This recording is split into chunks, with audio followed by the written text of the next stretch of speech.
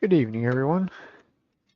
I'm going to do at least one cherry bowl, maybe more. I have some little ones to do as well as this one. This is out of some old logs that I had laying around. It does show some little signs of cracking there, so we'll have to get below them. It does have a little bit of sapwood, as you can see, a little sapwood ring up here. I'm going to make this a top so that we try and hopefully maybe try and keep a little bit of that is the plan.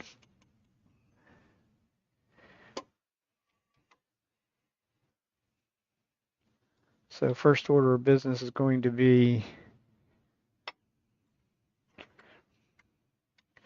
to flatten off the top so we can get and I'll put a tenon up here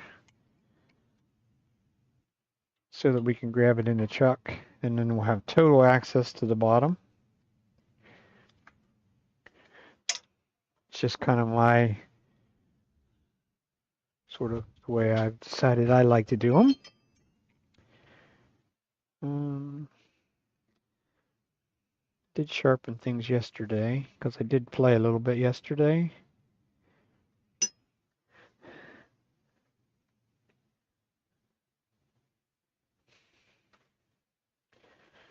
We're not going to start with that one because that one I know is not sharp. Looks like maybe I should have sharpened things first.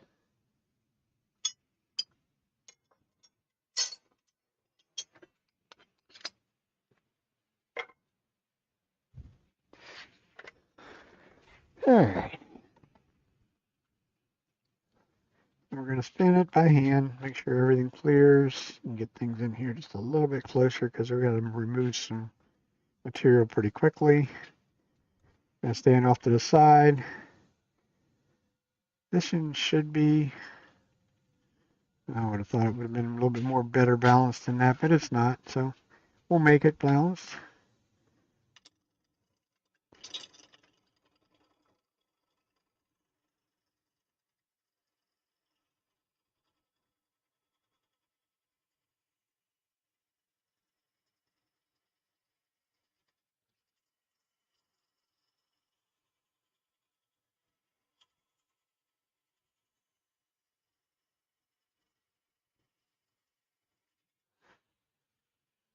We're just looking to flatten it out.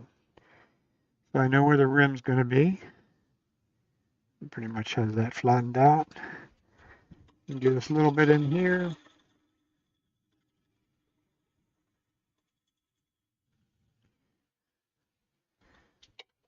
You can use this bowl is actually pretty good size. I think it's around 12 inches maybe. No, only 9 inches.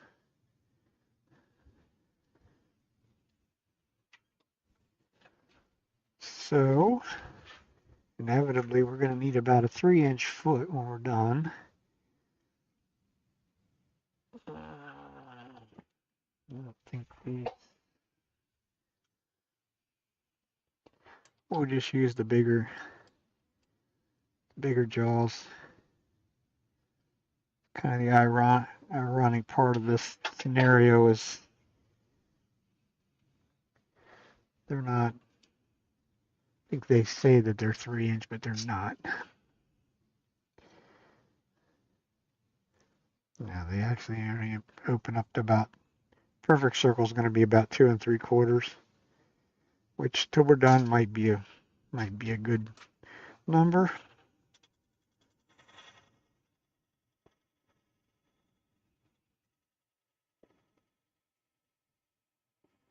I'll just give a nice little groove in there.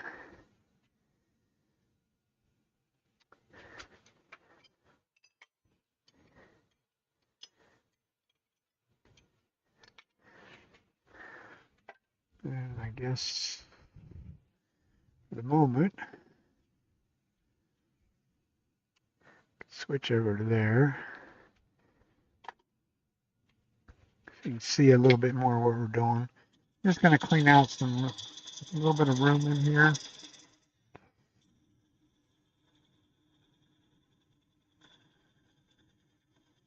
So we can make a tenon.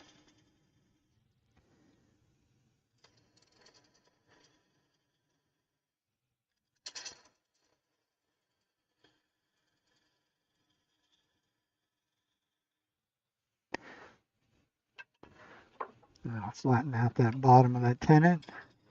Doesn't quite make a dovetail anyhow.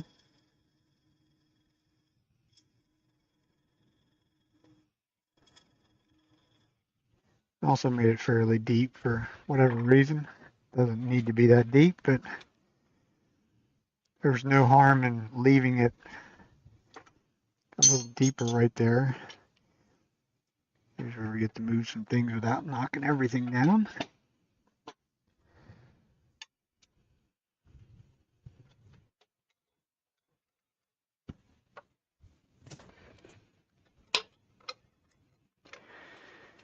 Get rid of our drive center.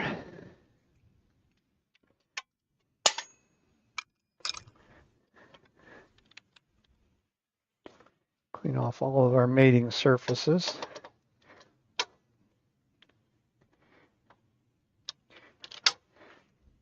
Last little bit, we'll give it that little flick. It'll help seat the chuck onto the headstock, because I don't use no set screws. Never have.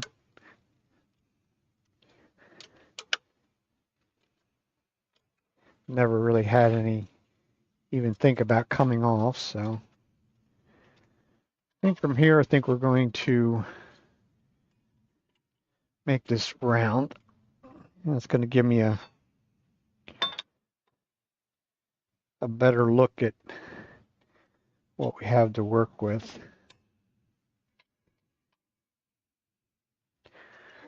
There's no point in not bringing the tailstock back up for the moment. There's why you always spin it by hand. This thing is actually quite a bit out of round.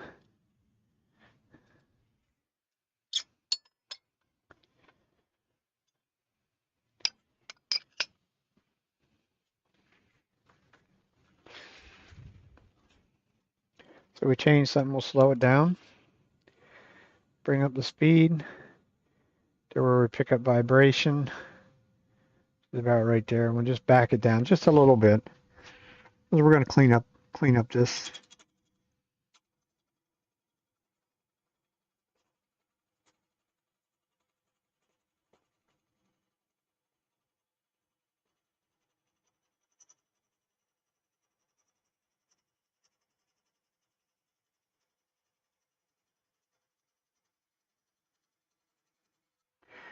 And I sort of do so many natural heads, I get used to this thing of coming from the top down.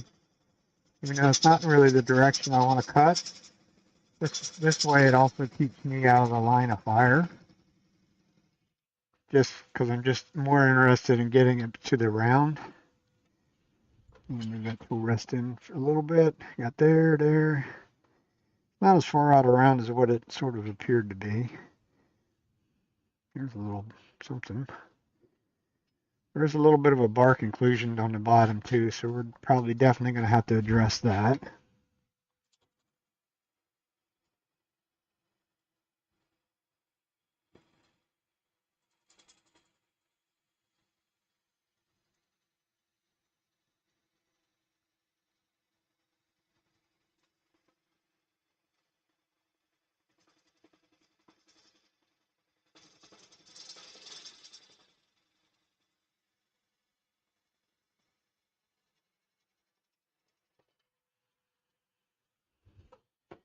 That should have us round.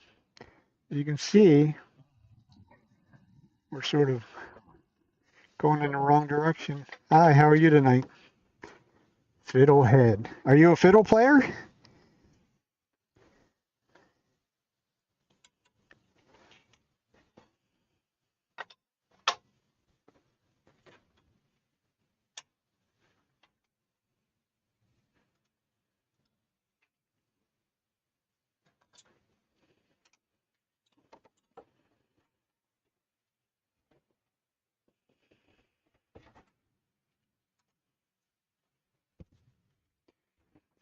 Now, this has been a week full of shop time for me.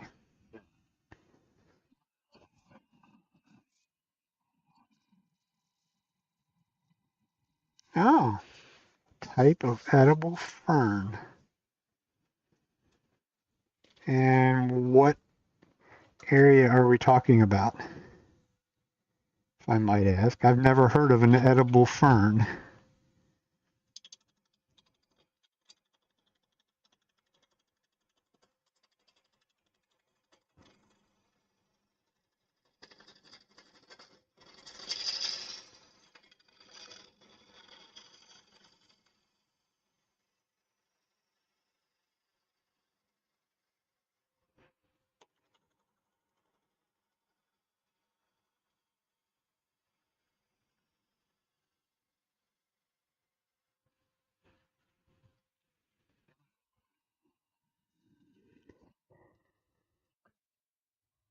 Oh, okay.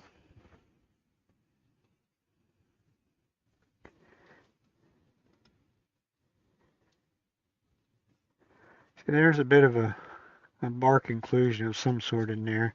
I'm gonna come back out here and get rid of some weight, but we're definitely gonna have to get below that. That would actually be right in the middle of the tenant, and we can't have that. That would be bad.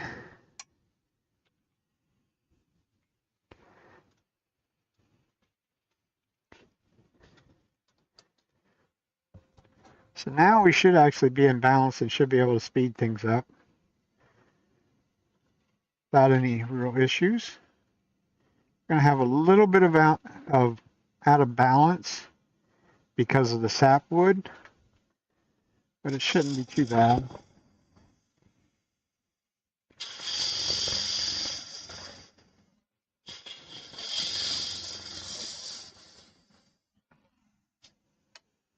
Well,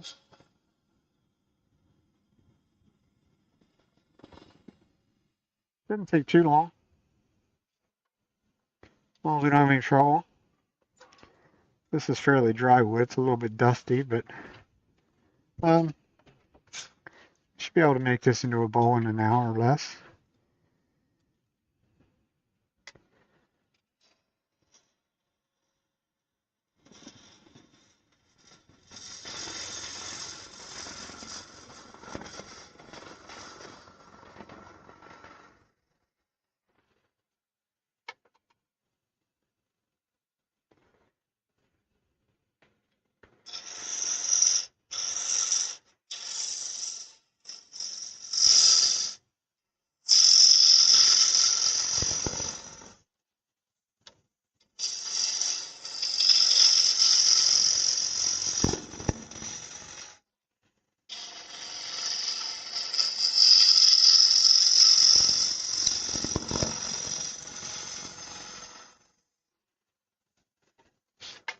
Right now, we're just trying to get rid of things that we don't want.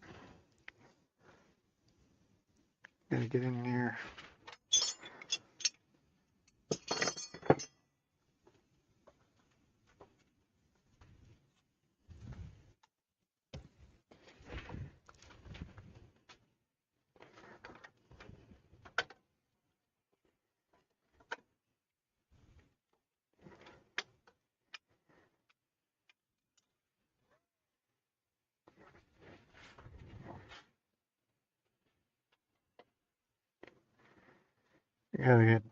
Gotta get down here in this bottom and get rid of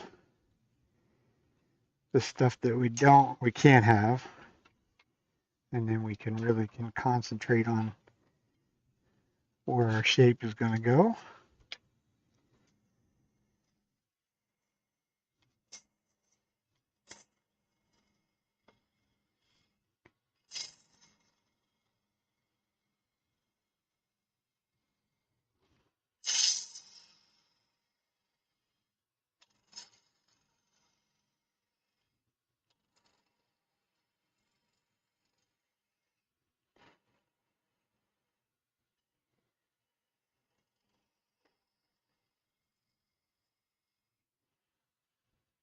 Let's see whether we got rid of that.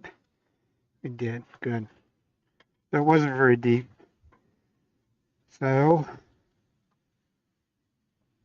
how close to our 9 inches are we?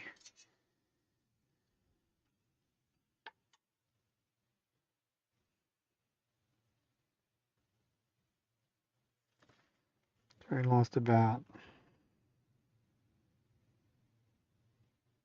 looks like we only lost a little over a quarter of an inch. It's kind of amazing. So we still need about a 3-inch foot when we're done. Something like that. So I can't, if I go to the next size jaws that I have, they're 4-inch. So we'll just expand these out a little bit more. I'll give up a little bit of grip strength, but I'll be able to finish out at about 3 inches.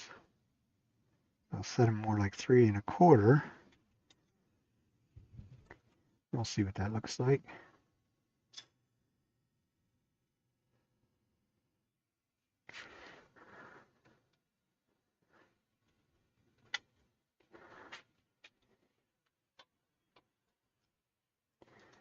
And now we can sort of get us a shape.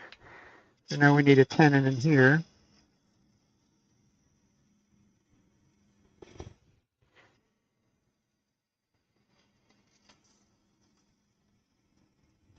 Our tenon will also become our foot.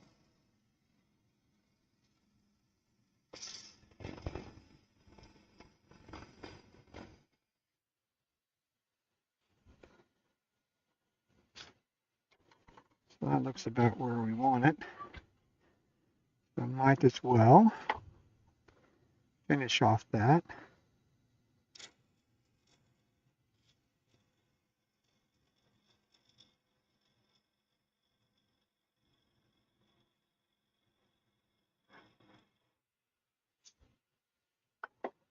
And that gives us our foot.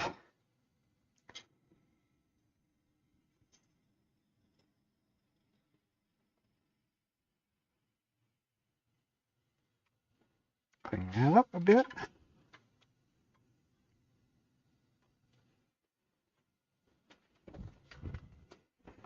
Not really a good idea to move the tool rest when the machine's running either.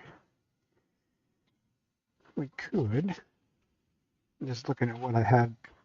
Let's work on cleaning some things up and getting a shape that we're happy with.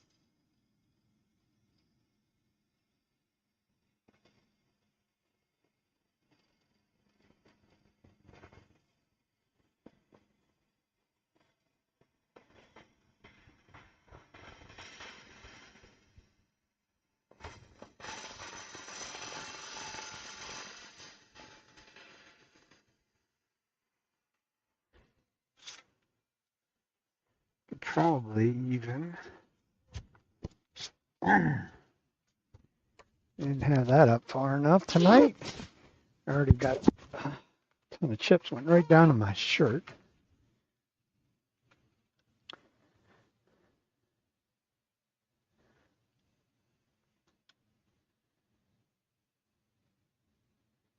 I'm just looking, we could do something a little bit more decorative up here.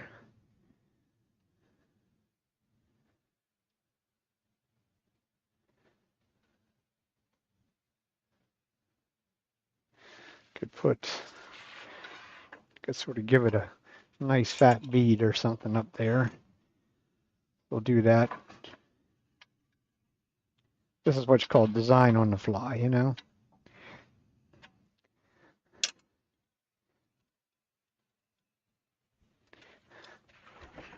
So now we got to make sure that this side matches what we did. Take a little light cut across there. And we'll knock this corner.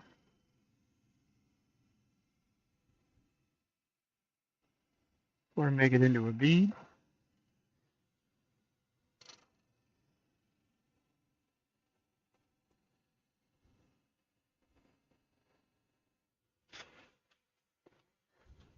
Not a very good looking bead, but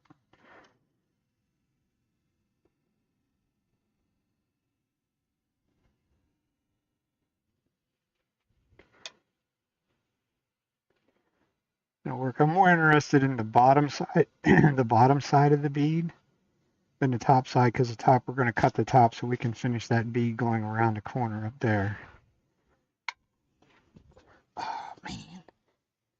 And put my shoe covers on.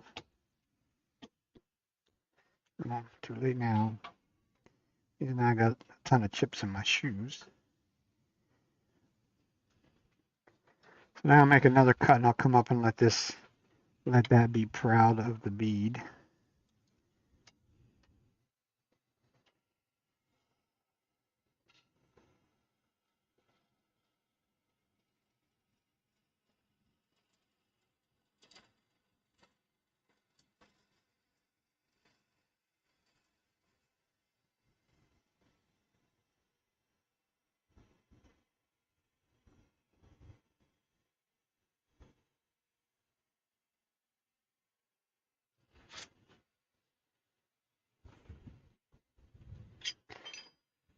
And the 60-degree gouge will not let me come up underneath that bead a little bit.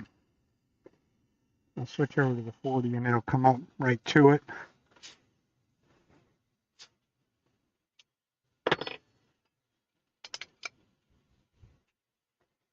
And make sure this has got concave to it.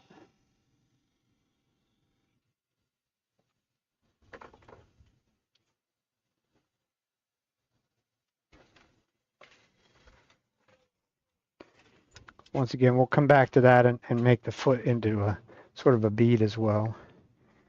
But we need to get rid of the inside first. I'm going to put a mark on this tenon back here. I'm not going to put a point. I'm going to take the point out. I'm just going to leave the ring mark rather than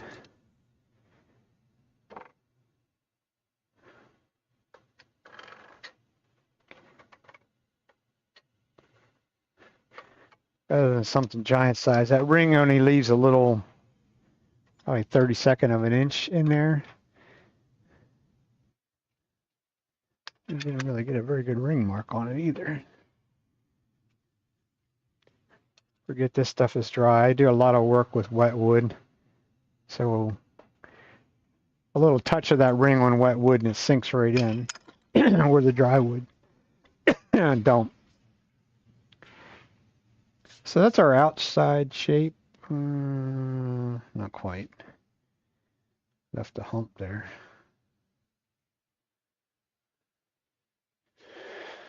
So I better address that a little bit.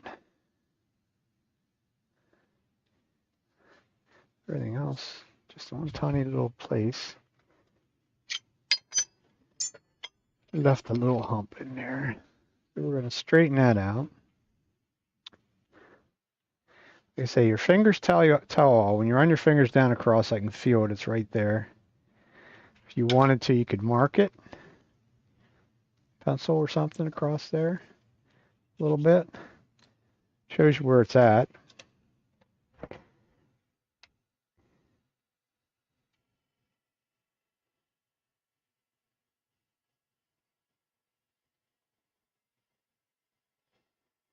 You can make a nice little light cut.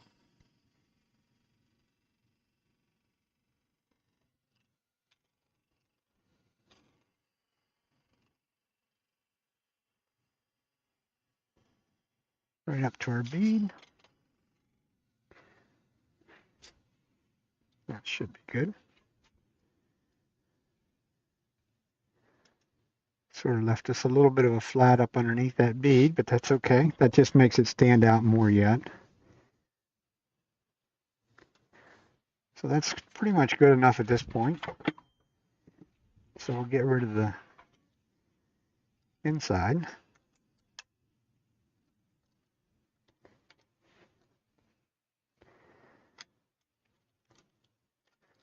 Gonna have to go out quite a bit. And where's my end green?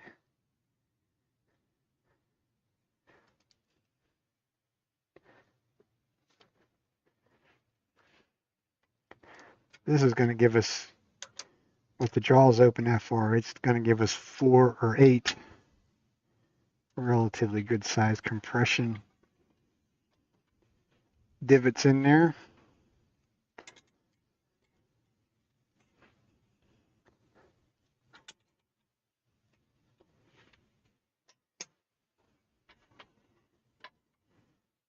now we can get rid of the guts of the situation.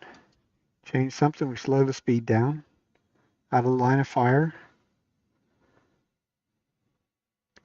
And now we're back to pretty much whatever speed I want to turn at because it is in balance.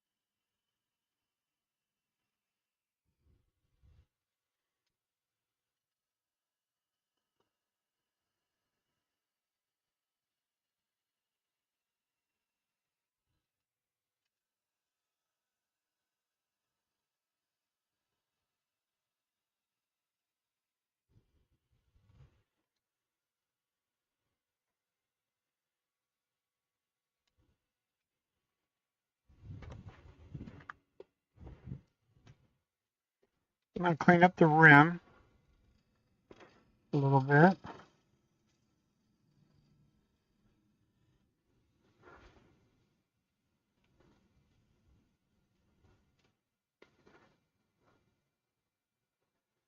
Thank you for the follow there, Lala Metami. Excuse me. So, we want the bead to be a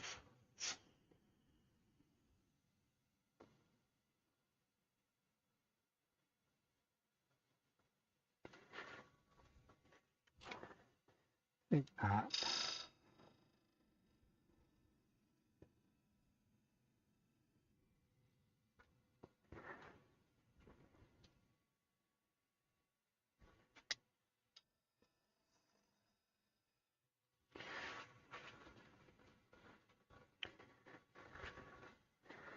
Design on the fly doesn't always work the way you want it to. I don't think the bead in a wide rim would look right.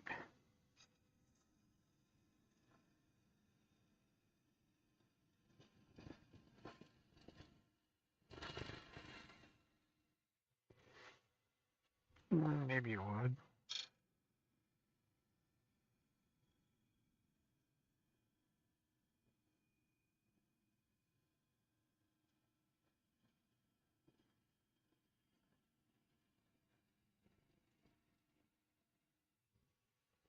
Now we have to think about how thick we want to leave it. Feels like it's pretty thick right there.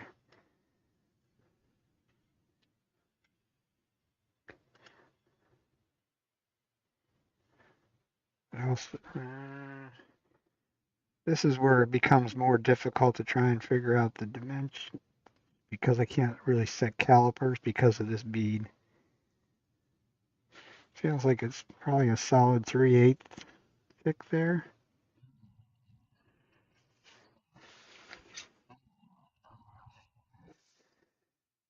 How are you this fine evening?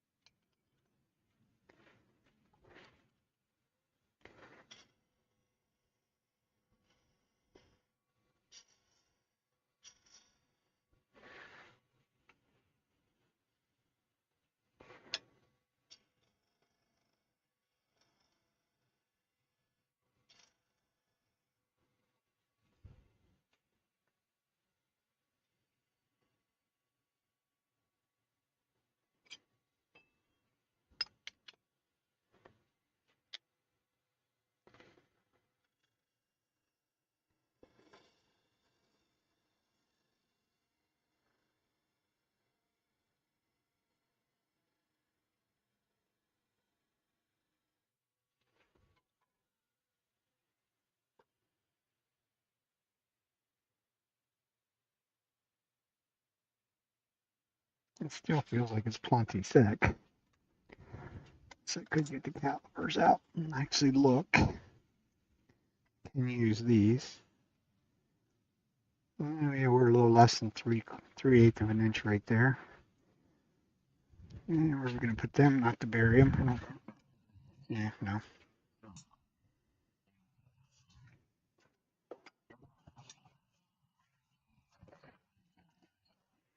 Oh, good for you. Good for you.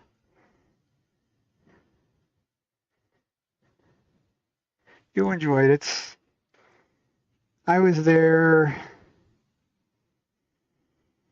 2 years ago, 3 years ago, something like that. 2 or 3 years ago. Um, I will tell you one interesting thing about the convention center down there. Depending on what part of the country you're from, they believe in serious air conditioning. Actually, in the symposium in the convention center inside, like I say, we were there like 3 years ago, and I'm sure they didn't change their ways. But you're going to Texas in August. Texas has really been hot this year, and it was even hot the year we went down. So I didn't really, there was no need to take anything like long pants or anything like that along. And I didn't need them all week long because we went down, we did a little sort of vacation thing. And we got to the symposium, and my gosh, it was like, I don't know what they had the temperature set at, but it was actually cold. It wasn't cool. It was actually cold in the symposium, and I ended up with I had shorts on, but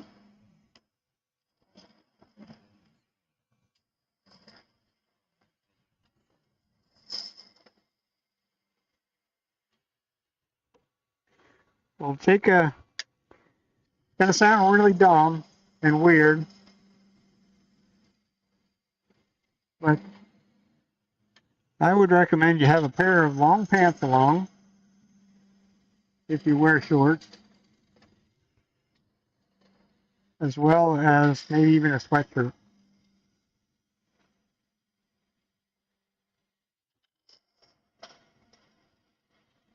Like I say, when I was there, or we were there, myself and my wife.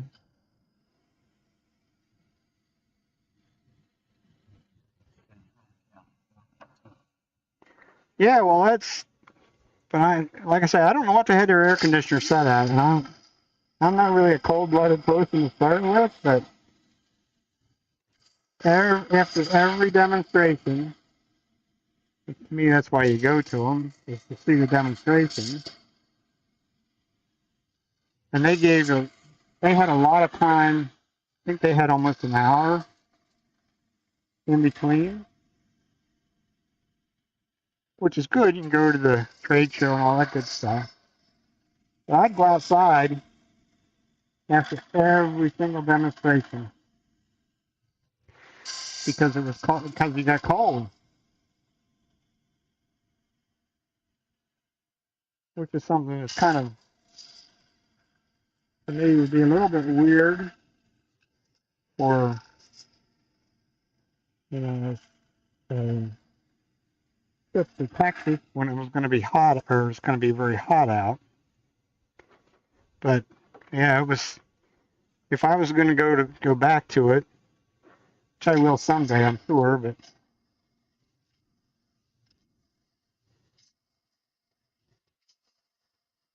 it was actually cold in there,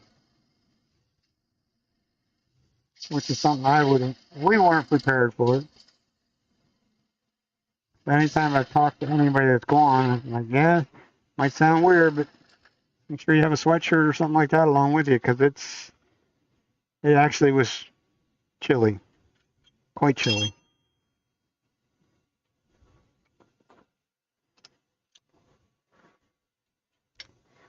But it was a good symposium.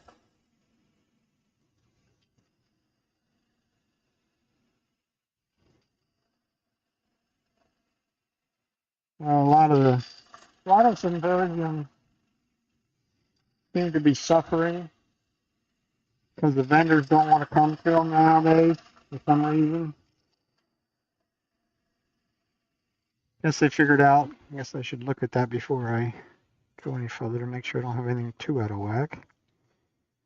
We don't. Got a little wormhole there. I'm gonna worry with that, but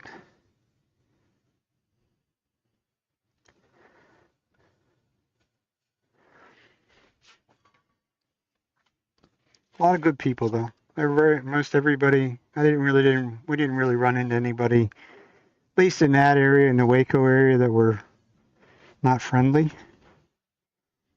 You go south down. We were down into Austin and San Antonio, and there they pretty much know how to rob you on some things that we definitely weren't used to, like the amount of money they charge to park your car somewhere. It's kind of a little bit ridiculous.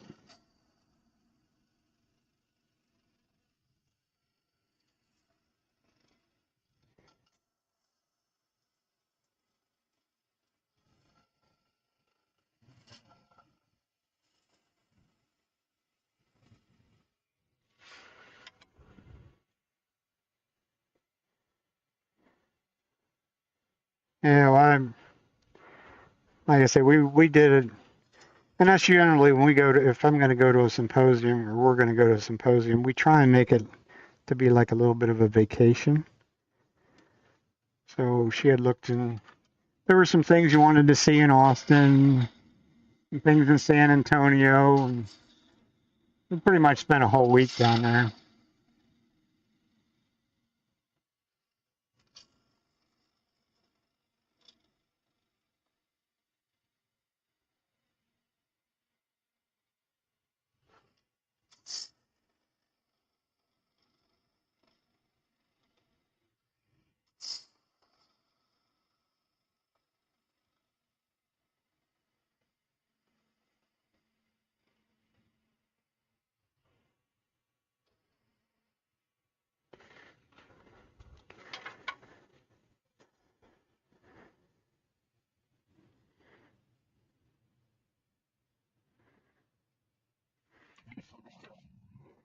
One little hump.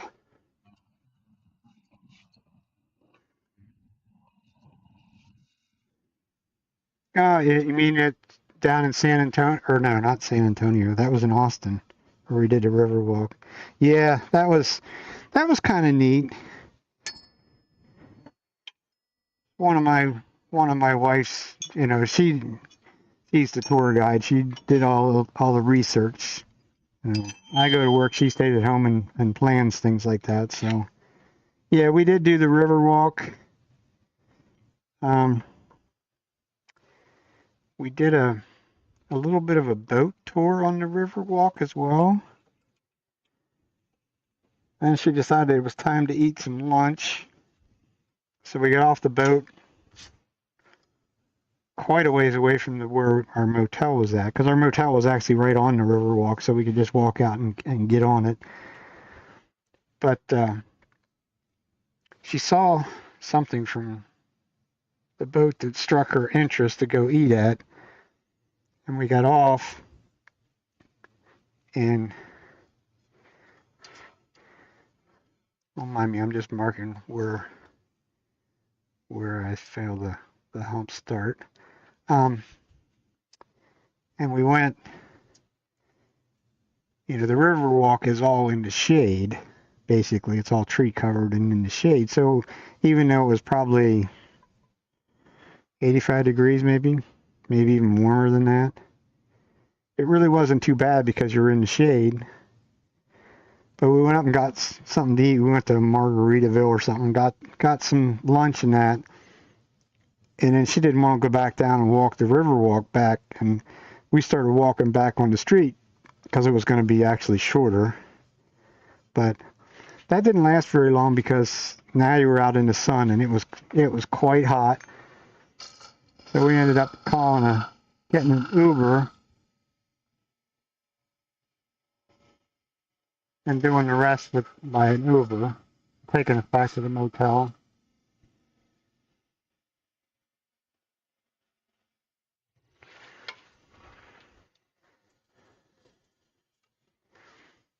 Let's some lines in.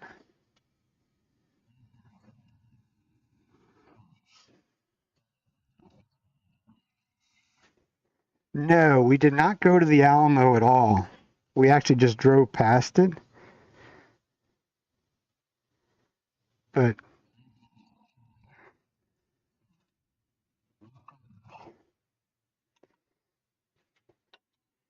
and we didn't, that was one of the things that we did not do, was go to the Alamo. And it kind of became an issue of a little bit time wise. We couldn't, there's only so much time to do things.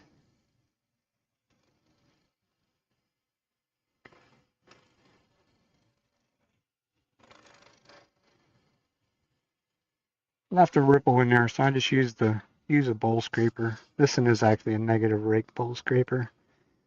Probably caused me some more sanding right there, but I had some ripples that I didn't quite make the clean of a cut as what I wanted to.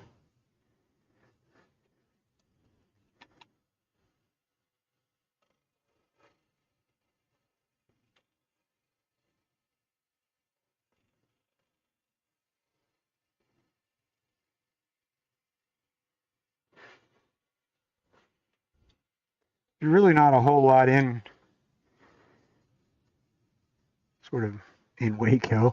I mean, you can go down to the, oh, what did they call them? The silos that Chip and Joanna Gaines' place. It's kind of really, and if you're in the area, you're going to be in Waco, you should at least go down and maybe look at it or whatever. But it's really just kind of a tourist trap in a way.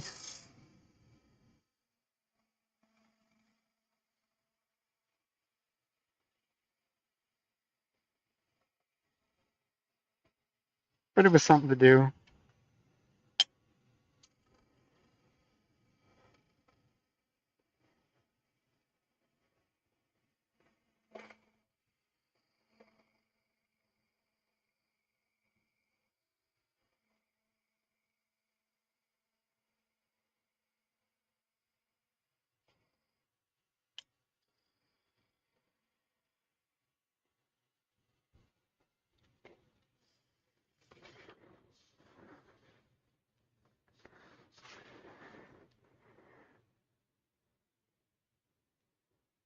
For some reason that normally doesn't leave lines, but for some reason it wants to leave lines.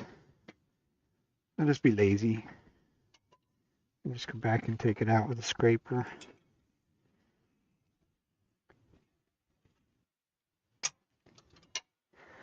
Not really the way I'd rather do it. I'd rather cut it cleanly.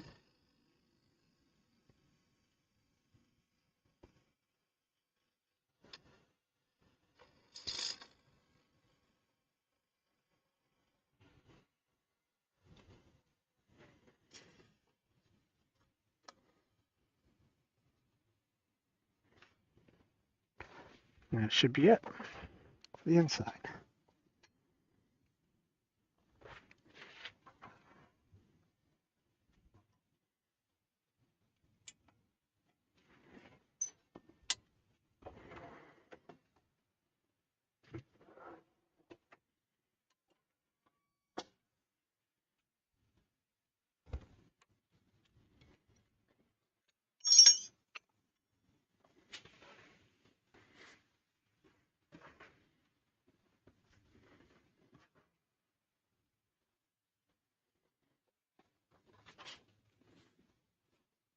So from there, I didn't knock it too far.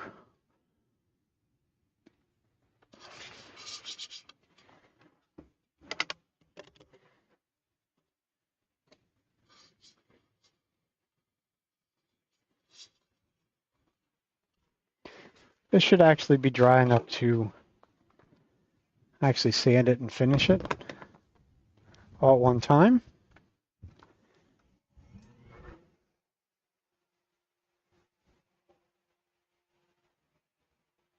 The real question is it big enough on the inside?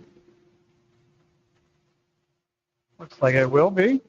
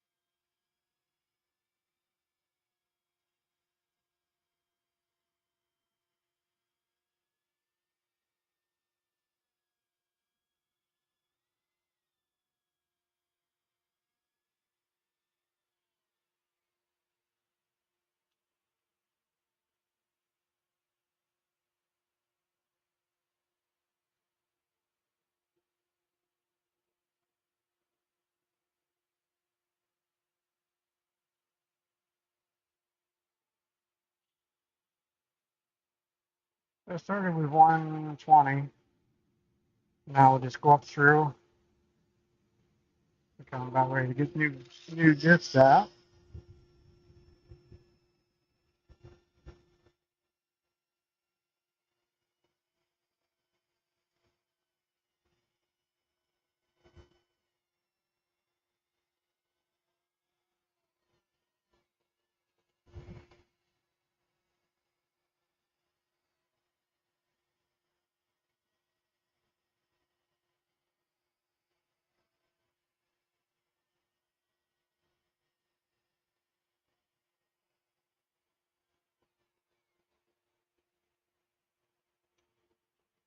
We'll work on getting our bead looking a little bit more like a bead. Still has a little bit of a sharp edge to it.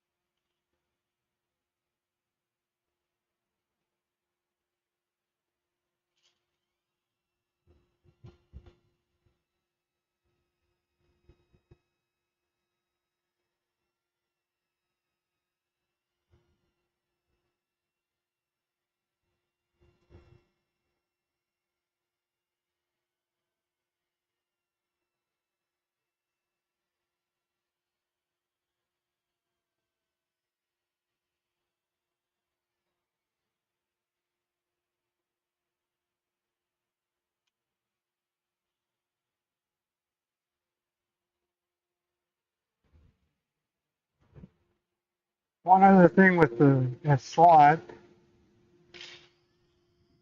is get there on Thursday. Definitely go into the trade show. Granted, there'll be plenty of them still setting up on Thursday afternoon, but there's also one of the kind of odd things at a symposium like that. those people are allowed to sell on Thursday afternoon once they're set up. If there's somebody that's looking for like some burls and things like that, that's the time to go to get them. You'd be amazed how many people are walking out there, walking out of that place with their little wagons or baskets or whatever, just full of stuff already on Thursday afternoon. So if that's something you're interested in, definitely go there, go and check it out Thursday afternoon.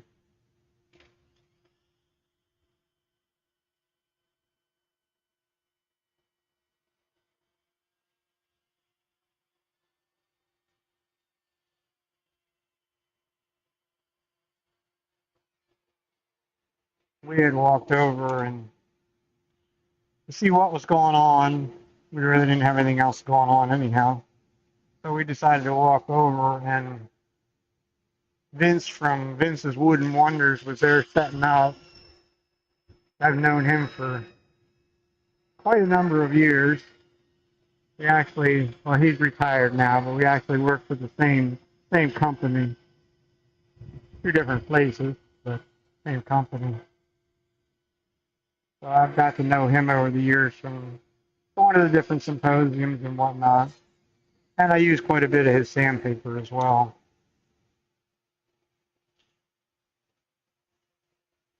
So that's our inside complete.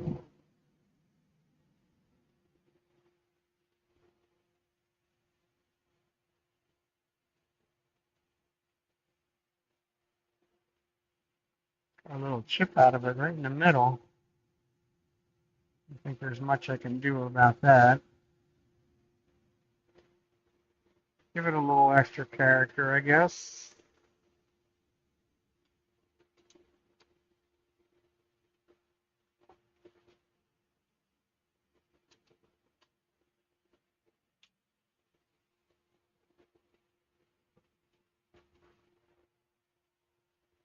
So we need the smaller,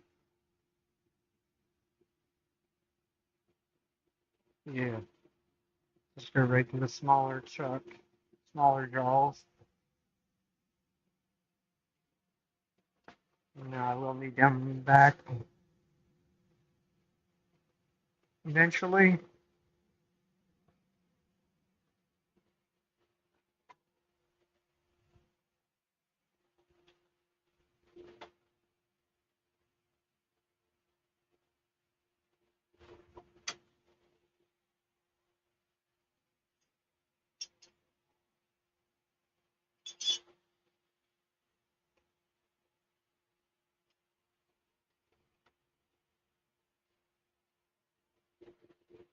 Now we just use a jam chuck basically. Could use a vacuum chuck as well, but then I wouldn't be able to finish it, so.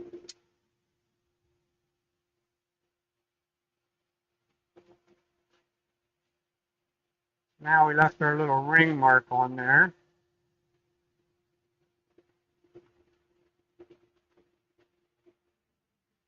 If all goes well, it should spin true, which it does. So now we can finish off our foot.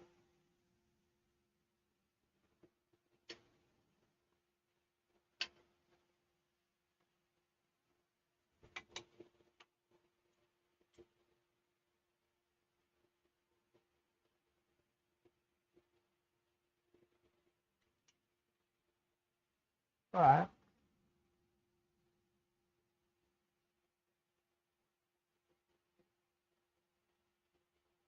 don't mind me, just thinking out loud. Thank you. Now stick around. It'll look better yet once we get a little finish on there.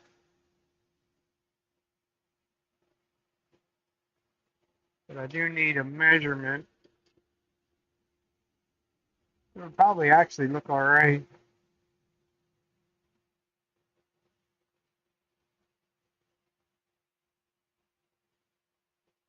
You know what? That foot actually looks like a good size. Do it a different way.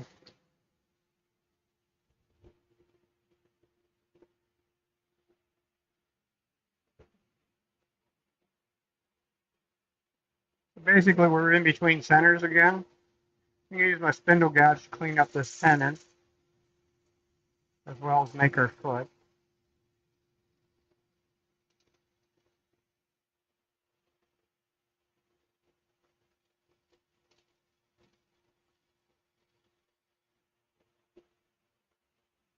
I think that looks like that's a big enough foot for it.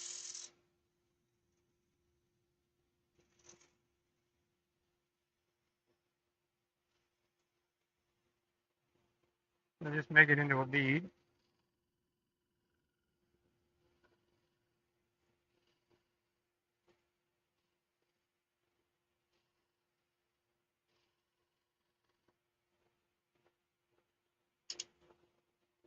I say there's something there. I heard something ticking. What is there? There shouldn't be anything there, but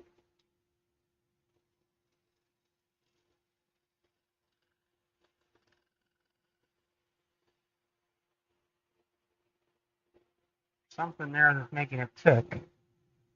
Oh, it's part of that little bark inclusion.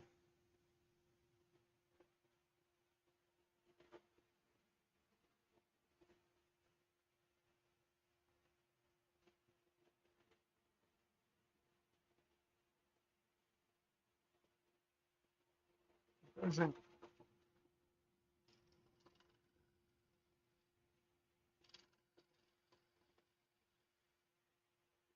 I want to get it blended in there as best as I can.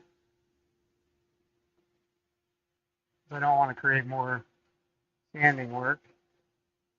I don't have it quite there yet.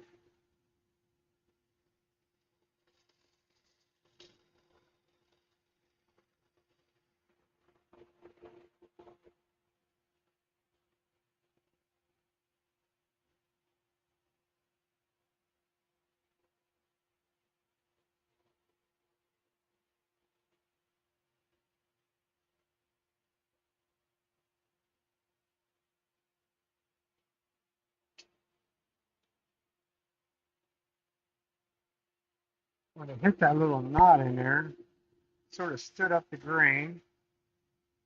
I think I'm going to be able to get in there with the skew either. I'll just keep working at it a little bit.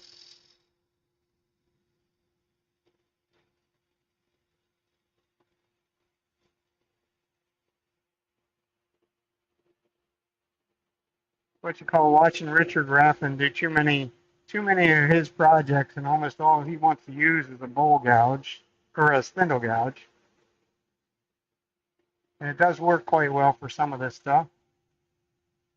You just can't necessarily be very aggressive or rambunctious with it, but it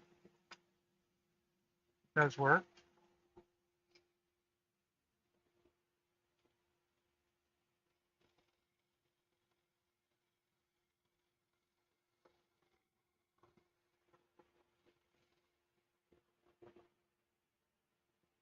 So we use our bowl gouge, do a shear scraping cut with it. Could use a scraper in that situation too. I just don't quite have the confidence that he does in a scraper. I've been using them more and more, but the traditional type scraper on something like that, if it gets a hold, it's going to really rip into things. Yeah, it'll be all right.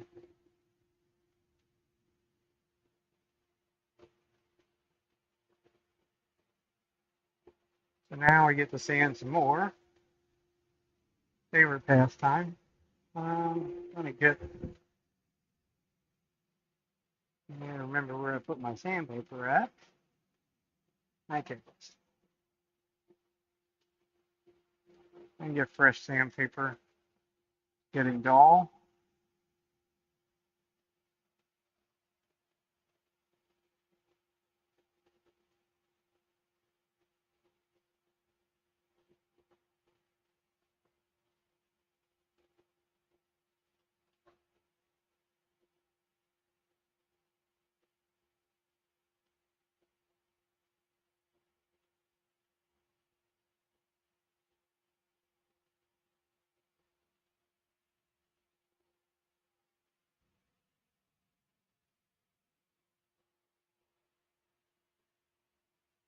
And this is, if you watch anything with, I think Spirocraft now is carrying this stuff. This is the Rhino.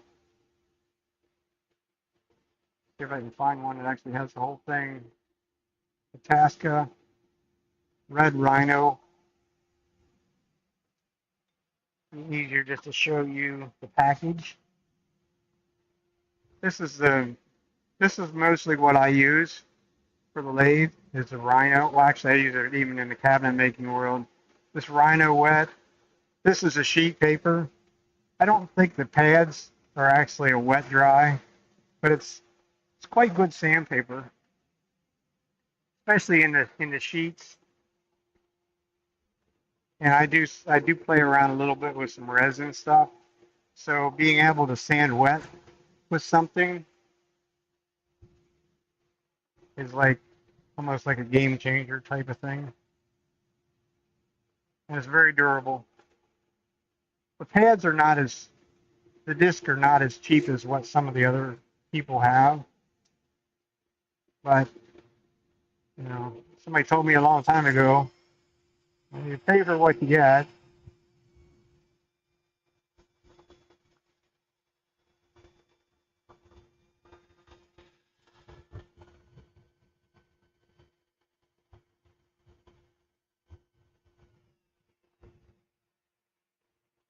When I get up here to the rim, I'm going to sand in the opposite direction.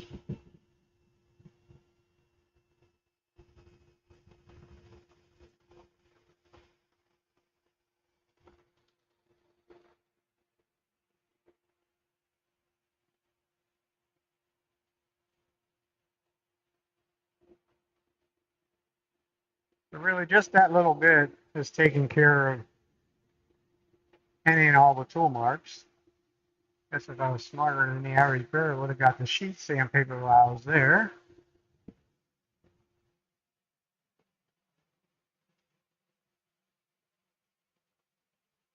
So we got to sand the bead in that area down there.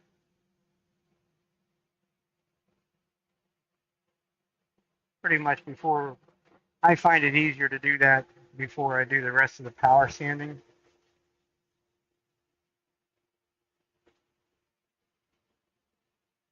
And this, like I say, this is the sheet paper. And we'll go in forward rather than reverse.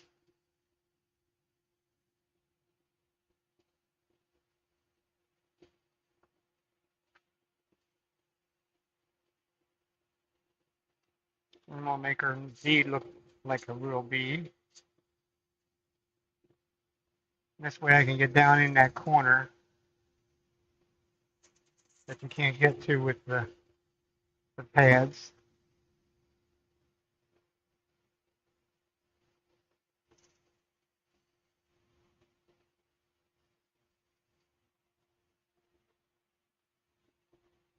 There I started with 180.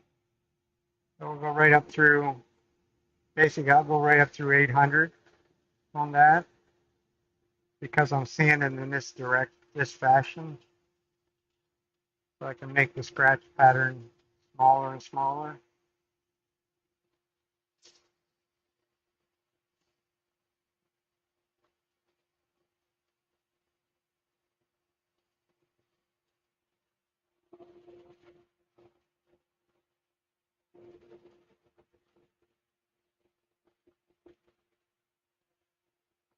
Somebody once told me to keep wiping off each progressive grit, wipe off the dust, and more importantly, any grit that gets left behind. Nothing finer than getting something finished and figure out there's some scratches that you didn't see.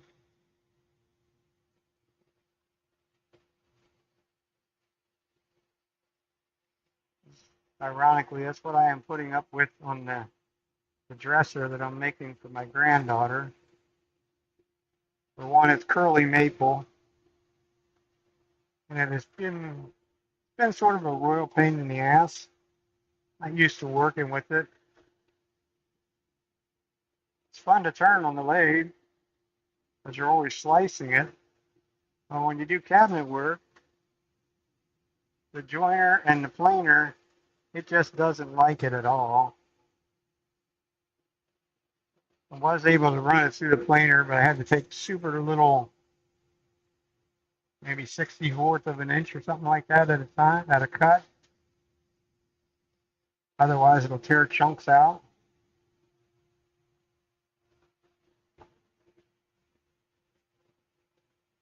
But I was finishing the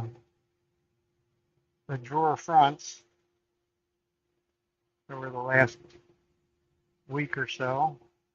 And that gets a sprayed on lacquer, a water-based lacquer, but it's still sprayed on. You get to the last coat, and finally managed to turn the piece in the right direction to figure out that there were some scratches left because all that stuff was glued up because they're bigger. To find out there were scratches still left in, and there were 120 grit scratches from the drum sander. So now I get to sort of, I think today I finally figured out a way of getting them taken care of, but we'll see. I couldn't do much more to it today because I had the actual dresser part is over in my little Kiwi spray room. So I don't have enough room to be spraying a ton of different stuff at one time. And the dresser is a full-size dresser. And we're going to go reverse. The reason I stand in reverse is for the dust collection. As you can see, it sucks it right into the hose. And I don't have any issues with it.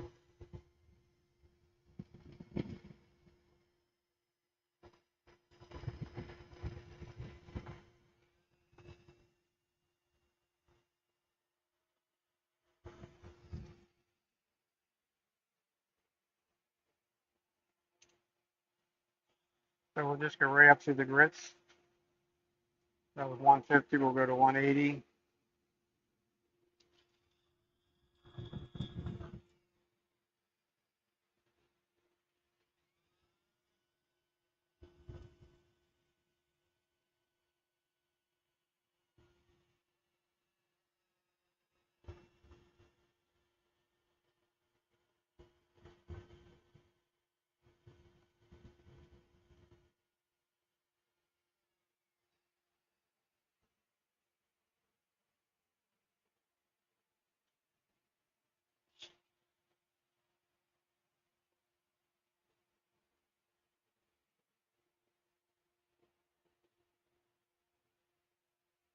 I saw a line there. That's where my line was coming from. There's a little dark spot.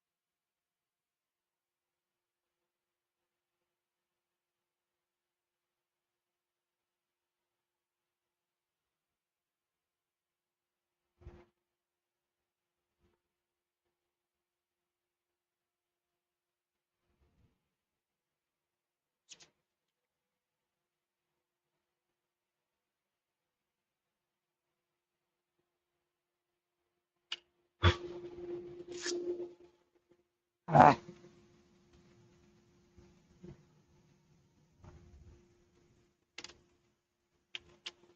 Velcro and the chips just don't get along. Always a pleasure to drop them into chips, and then you sit here and try and pick them all off.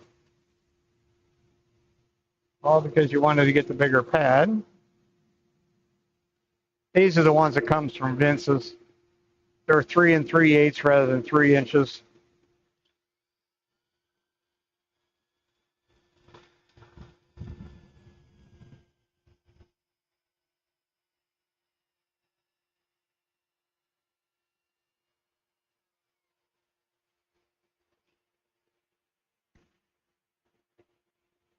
Guess I should have been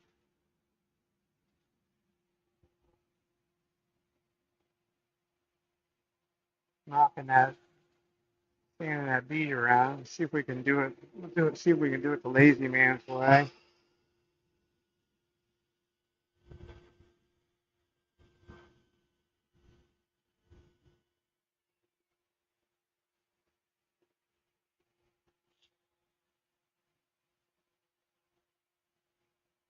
I won't go very high. I just more so using the power sanding to shape it a little bit more, and then we'll hand sand it because I'm not going to be able to get around the corner down into that edge.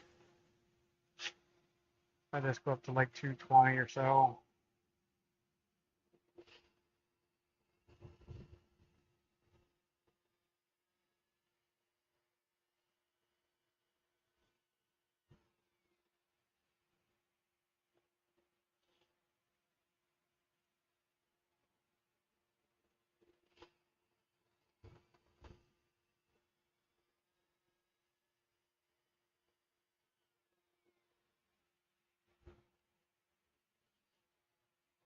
That should be good enough for that. And then we'll do the rest by hand. Slow it down a little bit more.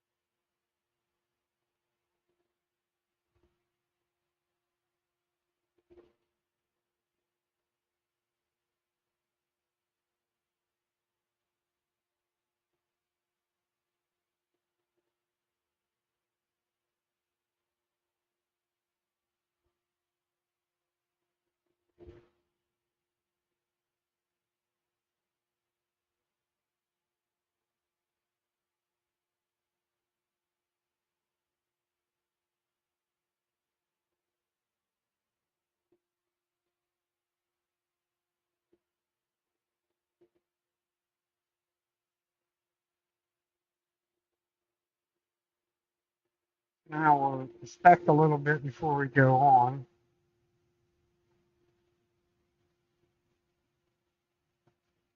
There's still a little disturbed grain in there, but I can't. I'm just going to leave that go. Any person that'll critique something like that is another wood turner. So now we're still going to need a way of getting a hold of it. So we'll put a tenon inside of a tenon.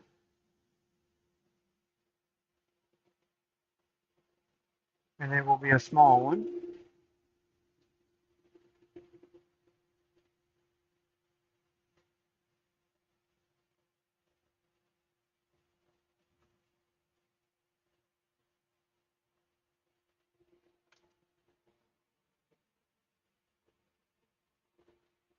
Definitely now is not the time to move the tool rest.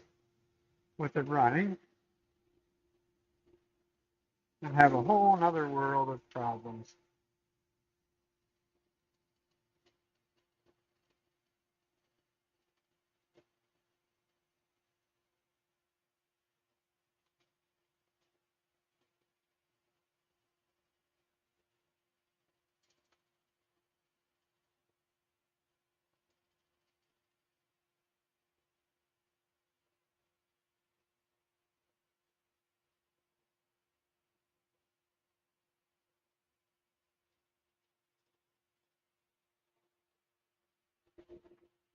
That'll give us enough of a gripping point in there. Should give us enough. Probably could use the parting tool to make sure.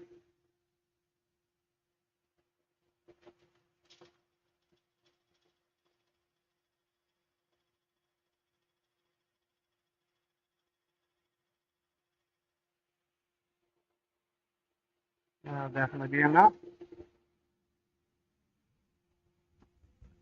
Turn the noisy dust collector off.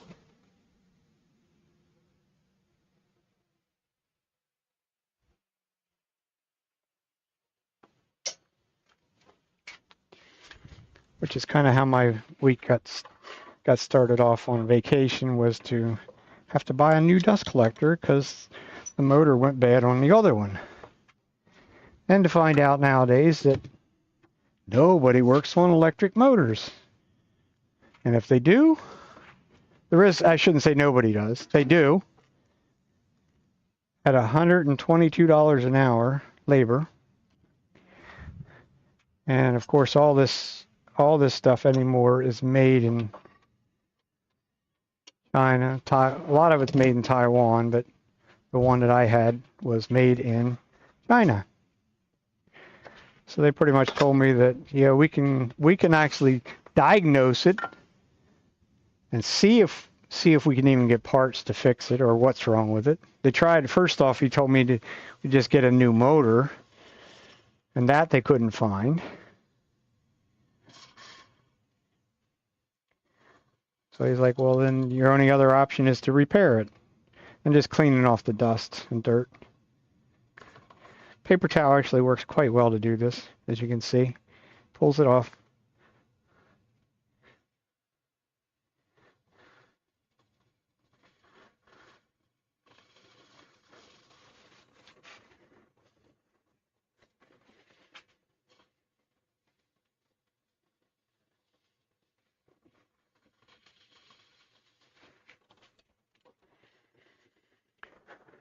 I get a pair of gloves. Hopefully I got enough over here. I now have enough for the outside. Whether we have enough for the inside is another story, but we'll remedy that situation.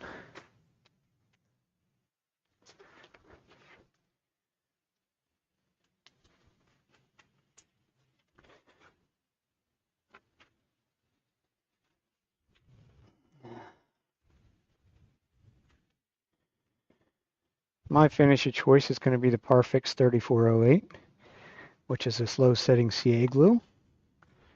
There's enough in there to do that. Can't even read the label anymore. I use this all out of a 2-ounce bottle, but I have it in an 8-ounce bottle. I'm going to take a little piece of polyester felt, and I'm going to roll it up. That's my little pad. Little applicator, I guess you would call it. And it's going to keep my fingers, it makes it less messy. The other thing I've discovered playing around with this stuff, it'll still stick to your fingers. Just because it's low setting, it's still CA glue. So what I discovered that I can do, take a little bit of wax, a little wax on my glove, just on the tip of my glove, rub it around nice and neat, and now CA glue doesn't like wax, so it won't stick to my gloves, at least so far in my trials. Of course, I don't want to do that until I get everything ready, because I don't want to introduce any wax onto this piece, or we could be in trouble. So now we got to find the end grain. This is where we're going to start. and we're going to hit our end grain. We're going to get lots on our pad, because what we're looking to do is saturate the grain, fill up the grain with the super glue. And go up just up over the rim a little bit. Come around and do the other end grain part. This has a 40-second time delay, so we don't need to be in a giant-sized rush to get this done. Of course, depending on what part of the world you live in, or I should say what part of the country you live in, not necessarily the world, because it's only available in the US. The less humidity, the longer it takes for it to set up. Matter of fact, if you're in one of them very hot or very dry environments like Arizona or something like that, you have to use activator on it to make it set up.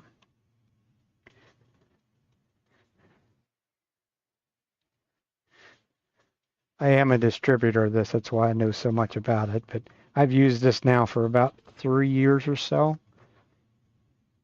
That's pretty much almost the only thing I use. Any kind of natural wood material that I'm going to use on the lathe is going to be finished in this fashion. It's very, very simple. It's very quick.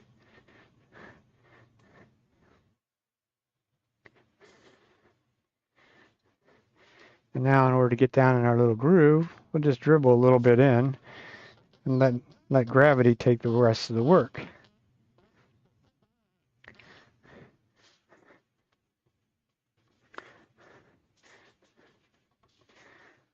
Giving it one last rub around. That's pretty much it. And the wax does the trick, because normally it sticks fast to that finger because you get enough of it on there. So now we'll take a dry paper towel, and we're going to wipe off the excess, because we only want what's soaked into the wood to remain.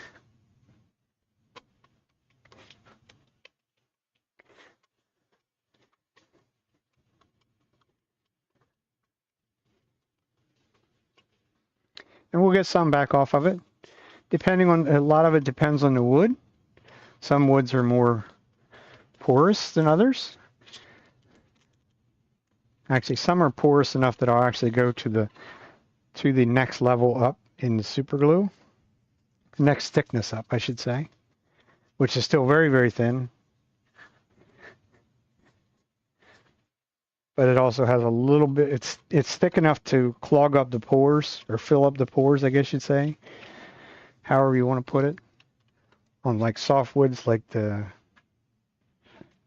doing some work with some birch. And you just can't, the 3408, you almost can't put enough of it on to fill up the pores. So we are going to activate it. Spin it super slow. Slow as my lathe will go, which is about 170 RPMs.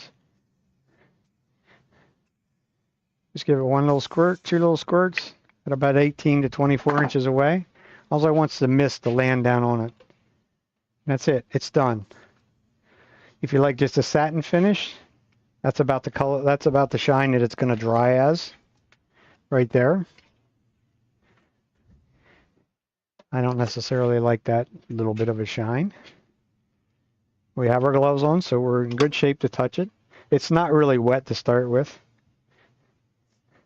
If you touched it with an ungloved hand, it may stick to your fingers because of the moisture in your fingers. Because CA glue needs moisture to cure. No matter whose brand it is, it's all the same when it comes to that. That requires the moisture, whether it's the moisture in the air, the activator, or all the above. So now This is why I put the extra little tenon in there. Get it in there. Now I can finish the inside, because we don't need to turn anything on the inside. The only thing I need to do is I'm going to take a little bit of 800 grit sandpaper, because where that friction drive was at sort of leaves a little bit of a ring in there, and we don't want that, because if we finish the ring in there, the ring will stay. So somewhere, oh, there it is. I have 800 grit paper on a little round disc. This is actually a good practice to do on the whole thing. It's a little bit of random orbit sanding with 800. I didn't really do that on the outside. I'll do it on the inside. As you can see, the outside was very shiny when I put the finish on to start with. This will actually dull it up, but it also removes scratches that your eye cannot see. The 800 grit scratches your eye cannot see, especially when they're not in any kind of concentric fashion. Something an older gentleman told me a couple years ago, and it's kind of like, do you really know what you're talking about? But it does work. So I try and remember to do it. We're going to clean it with a paper towel. If you like to use denatured alcohol, which I do quite often on something like this to clean it before I finish it, you have to be aware that the denatured alcohol is most likely distilled using water. And of course, you know as well as I do, water is a whole lot cheaper than the alcohol, so there's still some residual water left over in the alcohol. So if you wipe it down with alcohol, then you need to give it some time. And don't ask me what the magic number of time is. That would depend on humidity in your area. But I would probably give it at least an hour before you go putting this stuff over top of it. This is kind of like, I'm not a salesperson, but this is a lot of trial and error to get some of this stuff right.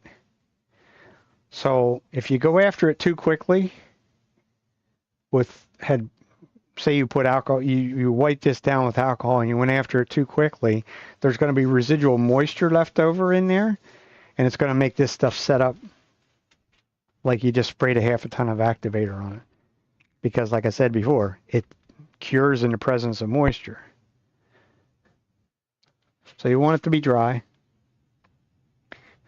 Whichever side you do first, and I'm showing you the way I normally do it. I'm going to put some right in there in that good old bug poop. Let it soak down through it and sort of stabilize it and stick it fast to everything. This is a one-coat application. This particular one you cannot go back over it a second time. It will not. It'll stick to itself, but it doesn't know what to do when it can't soak in. So if it can't soak in, it sits on the surface and becomes that highly polished car that you just did and you parked it outside and it got rained on. And all them little beads, which is a great thing if you wax your car, but it's a terrible thing when it's super glue, because it will dry in that fashion. And it will dry quickly on top of itself. So I need to get rid of that, whatever I messed up, got a little messy on the rim, or else I'll have to come back and deal with it. Depending on where it is, it's actually kind of easy to deal with. Two ways of dealing with it. You can use a straight razor blade and use that as like a cabinet scraper and scrape the little buggers off, or any place that is not smooth. because there will always be some place, maybe not so much in a bowl like this. Like I say, I do a lot of natural edge bowls. So there'll always be places along the rim of a natural edge bowl that wants to become rough. Whether there's still moisture in there, you didn't get it sanded quite well enough, any and all the above. So that's how I deal with that. I don't have one to be able to show you that, but activator again, and go right to left, come right across it, twice, done. Set it off to the side. I used less than 1/4 of an inch out of that bottle to do that bowl. So it is rather efficient to use. And probably one of the best things of it is if you do any kind of woodworking and finishing with any of the wood finishes, you know that you never, pretty much never, get to use the entire quart or gallon, however you buy it, because it always gums up or sets up. So there's the inside finished. And if we had just strictly overhead, it would look better. Let me move back to there. It does have a 24-hour cure time. Doesn't mean it takes 24 hours to dry. It means it's going to be as hard as it's ever going to get in 24 hours from now. At that point, I will come back and buff it with a product called Vonex. It's a little bit finer than white diamond, but you can do it with white diamond as well. That's my method, preferred method for finishing them. Once this is cured, say tomorrow, probably won't get done tomorrow, but maybe. Then I will grab it, use a little chuck and grab it on here, and I will put it on a vacuum chuck, and then I can take care of this last little bit in here and sign my name and all that good stuff on the bottom, and then I'll just put a little bit of finish on that, and then the entire thing will be ready to buff. Put it on the shelf to do whatever it is that you do with your stuff. And that's pretty much a completed, almost completed project. And somebody asked me that earlier tonight. What time did we start? We started at, somebody tells me how long I've been on. An hour and 35 minutes. And we'll have another, I don't know, 20 minutes maybe? Half hour tops.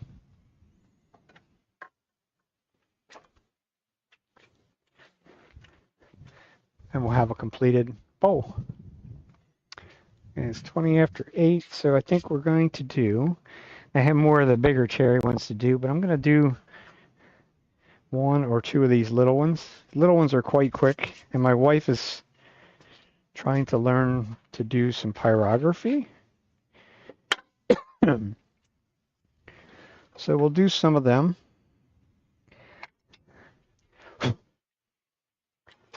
The same cherry, actually out of the same tree. This particular cherry came from my backyard several years ago. I had to we were doing some different stuff, but I had to take a cherry tree down, so needless to say, there was a lot of the wood that stayed right here. I didn't keep it all. I shared with the other people at our wood turning club, because I certainly don't need a whole tree of something. It'll go bad before I ever get to use it.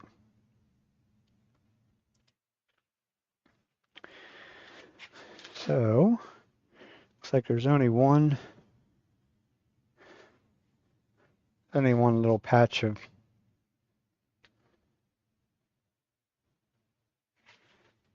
one little patch of sapwood. So if I make that the bottom, I'll pretty much get rid of all the sapwood, which is going to be my intent. But I am going to have to go sharpen some tools. And got to move a few things. Wonders of a small shop. My shop is very small. End up moving some things around to be able to do the furniture work. I do have a camera over here, so you'll have to bear with me for one short momento. And I'll see if we have it. See if I can get it close enough, quick enough, make it easy. Not exactly the straightest picture in the world, but you'll at least get a good idea. And we'll sharpen our bowl gouges. I think that's all we're going to need. Could actually sharpen the spindle gouge too.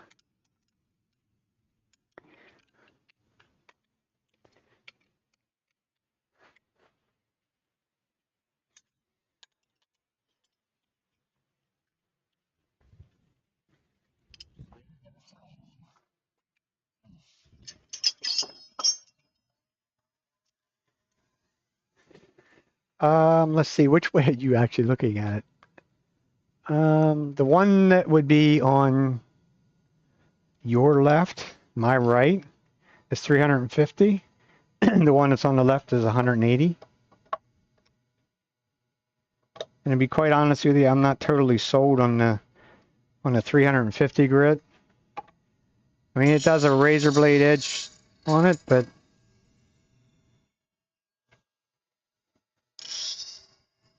I think it's a little bit, some ways a little bit finer than what you really would need in a bowl gouge. Everybody has a different opinion on that. This is just kind of what I have. I also actually I also have an 80 grit CBN wheel that I bought off of a fellow club member that kind of bought it by mistake.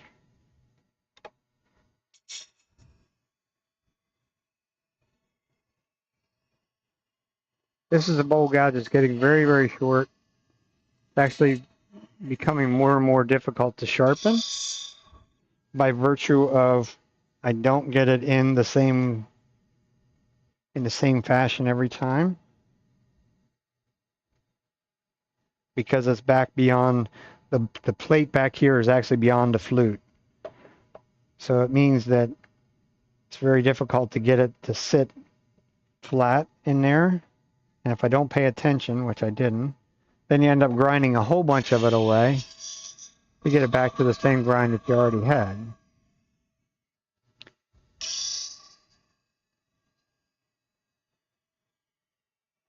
But it is a Thompson bowl gouge. The 1/2 inch Jimmy Clues version of his bowl gouge, which is the one that I've decided I like the best. And as you can see, it's getting quite short, but it's good to the last drop, as they would say. Versus this one here is an old Sorby that I have. It's probably actually the original one that I bought. This thing is probably 13, 14, maybe 15 years old.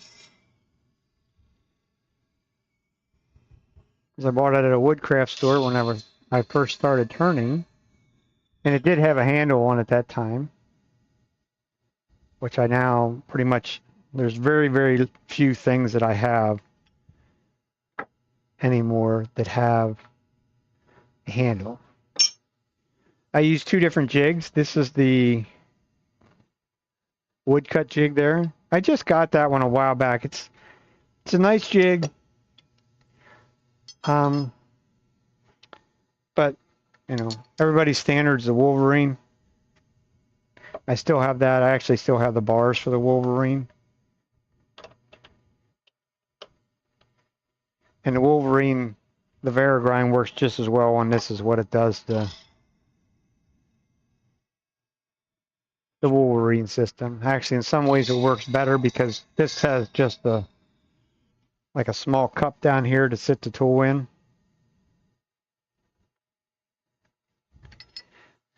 So I can have two different setups, because this is the 40. I won't call it the 40-40 grind. I just call it a 40-degree grind, because I can't guarantee you that I'm 40 degrees back on the wings. But I can tell you this much. It doesn't make it work any different. The only time it makes it work different is if the wings become less than 40 degrees coming forward, then it will become aggressive.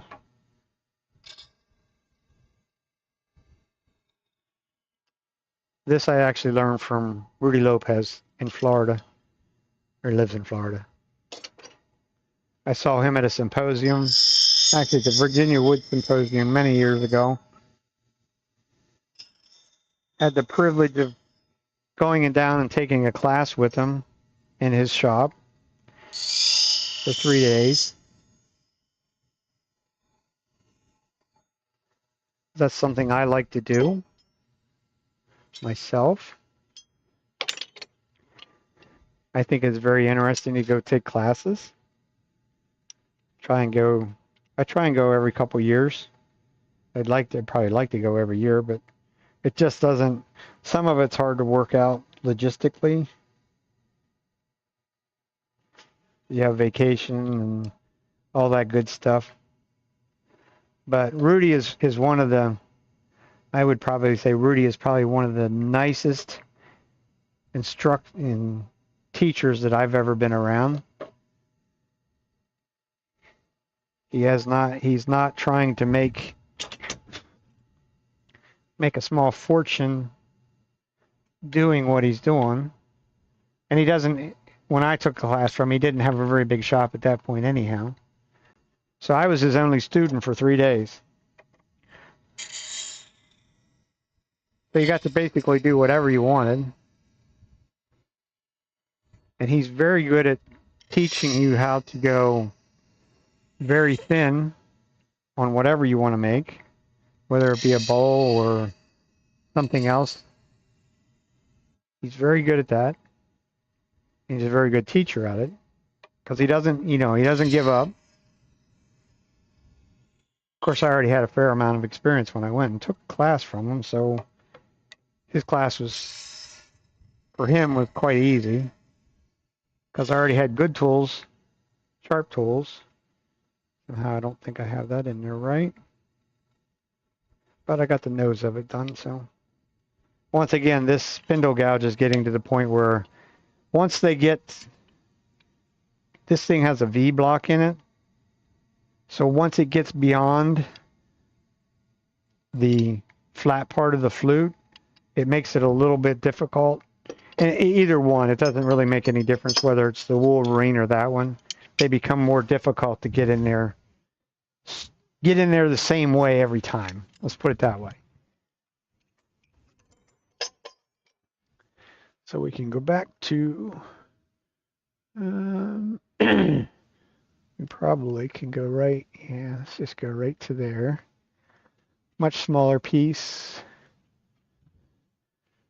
So we can bring things in a little closer. There. And could come in.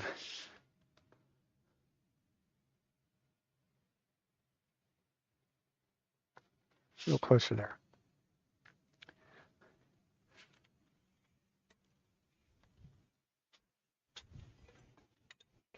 This is a 3/8 inch spindle gouge too. Everything except for the silver one is all Thompson tools. That's kind of the one that I found that I liked. They're all about the same price anymore.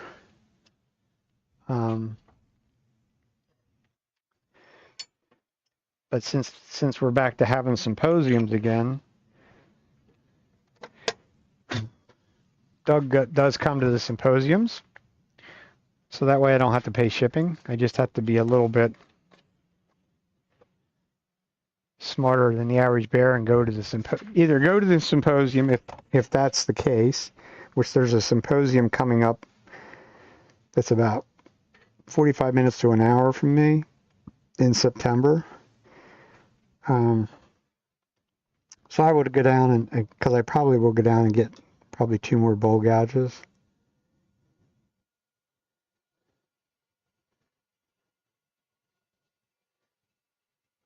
I work for UPS. I hate to pay, I don't like to pay shipping. And I don't have to.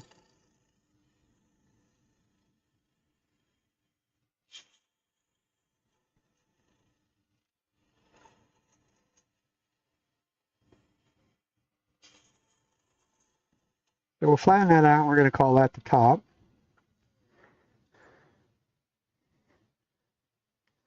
It's not going to give you a clean cut.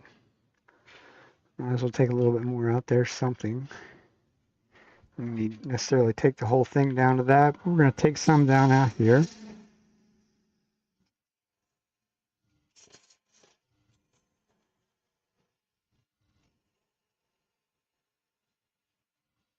Just a little easier to do it now than when I turn it around. Still a little bit of that there. I'll deal with it on the other side. So we're going to go back to basically the same way I did the last one. So we'll set our calipers to the, I'm not going to use the real small jaws, at least not for now. So I'll set our dimension.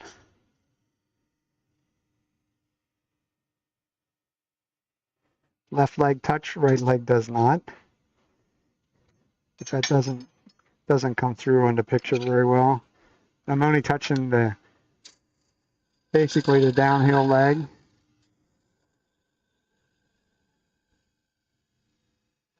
I'm going to do most of this with the bowl gouge.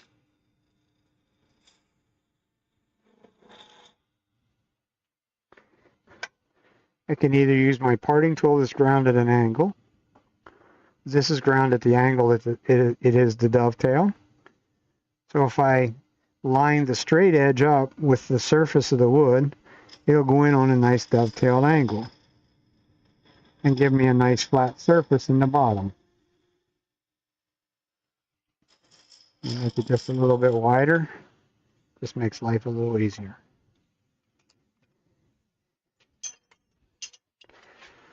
Remove some things that I don't send them flying.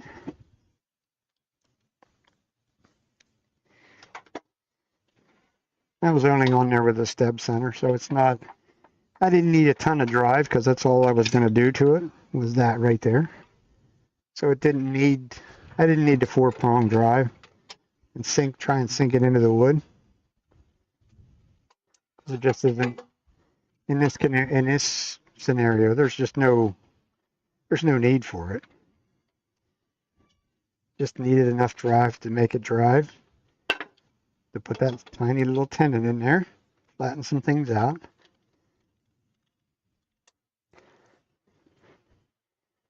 Then we'll run our grain up and down with the jaws. Not my brainchild on that one either. I think that was Glenn Lucas talked about in one of his IRDs.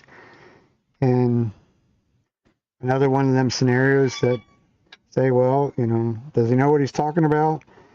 Well, he's got 30-some years worth of turning, so you kind of take his word for it. But what I would say is try it. It does work, I will tell you that. It does make a difference.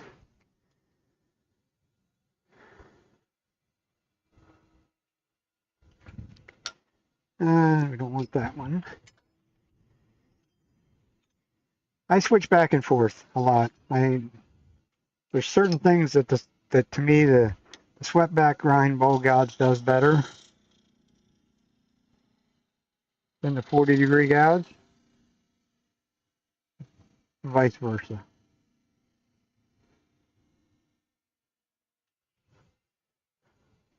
Not quite.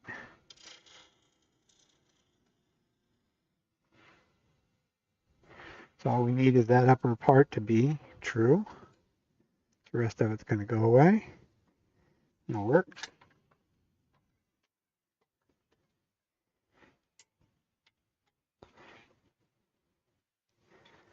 So these are about 6 inches, I think. 6.5. So that means we need, if you go with the golden ratio, that means we need about 2 or 2.25 for a foot.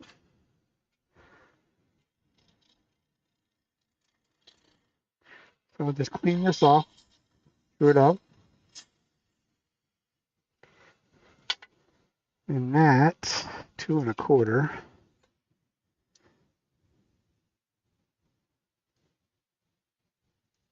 That's pretty close. So I was thinking of these draws here are right around the 2.25 mark to make a circle.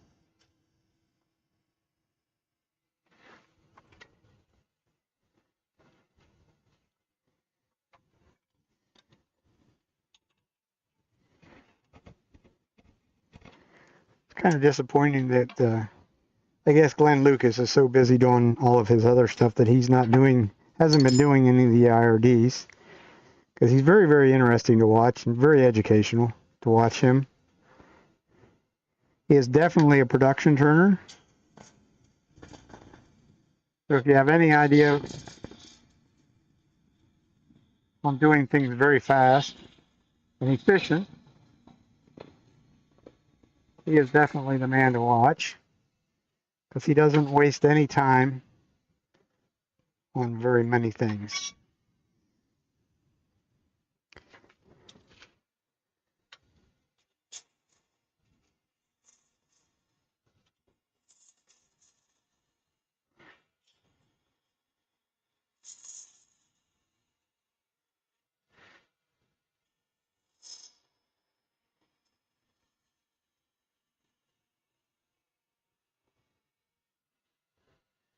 Smaller bowls, so we don't need as big of as wide of a foot on it. I've gotten rid of some waste. Now we can go in and make our tenon that we need.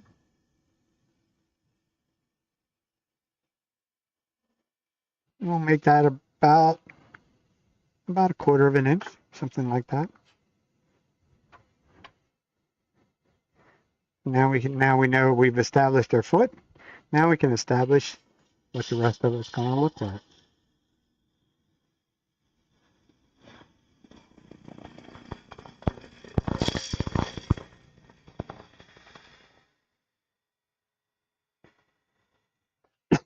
Man, this stuff is dusty.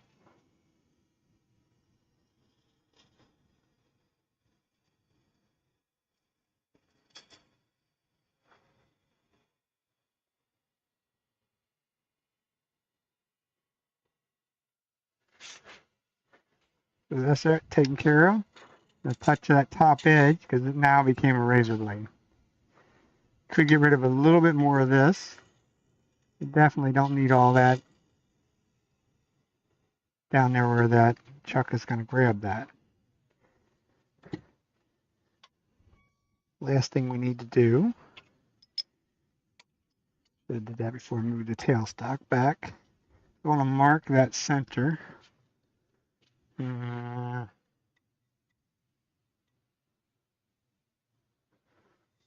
going to mark the center, but I think we're going to take another cut. That's a little bit of a,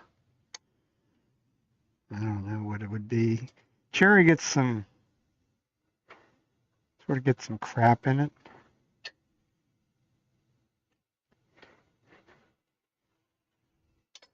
It's almost like a little sap spot or something.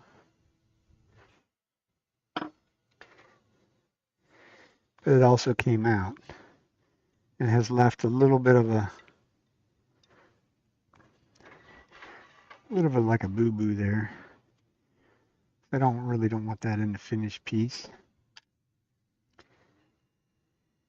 So we'll just make another little teeny tiny little cut across it.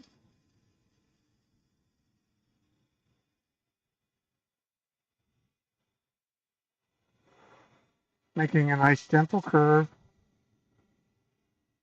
from bottom to top. I can go back in here once again, do a little bit of shear scraping.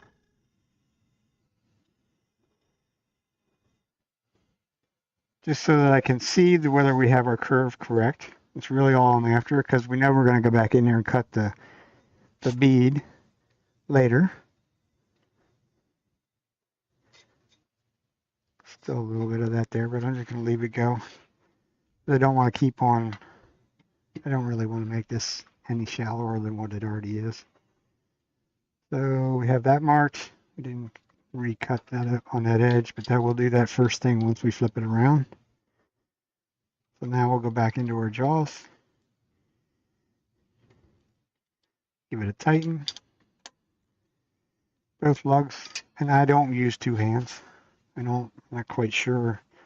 Every person you'll go see in a symposium uses two hands to grab a hold of that and tighten it. And I'm like, you're not doing much unless it's wet wood. And if you're doing it in wet wood, all you're doing is trying to smash things down.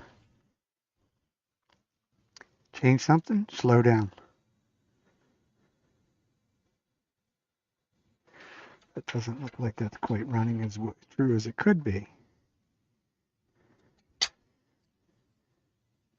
So if it's not, we're just going to open the jaws up a little bit, wiggle it around, or move it to a completely new little place, and make sure that I'm pushing in the center. That's probably what I didn't do the first time. It doesn't have to run perfectly true anyhow. Actually, I think it was better the first time. Some of it is because this up here is uneven. Because when I put my finger on it, it's running pretty true, but not as true as it could be. Question is, why did I do that? What did we do?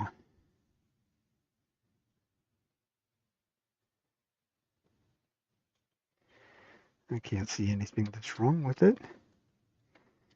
I really didn't leave a little flat area in the bottom. That really shouldn't matter on the size of the bowl of this.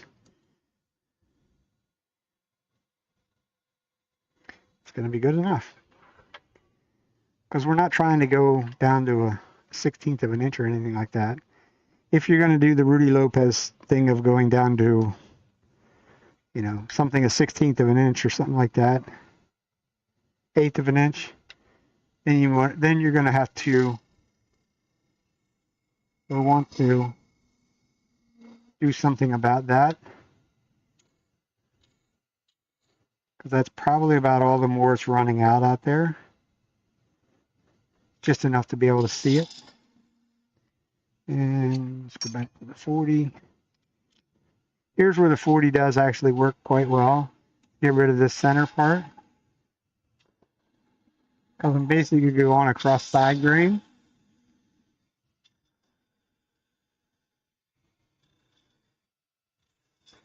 Come on.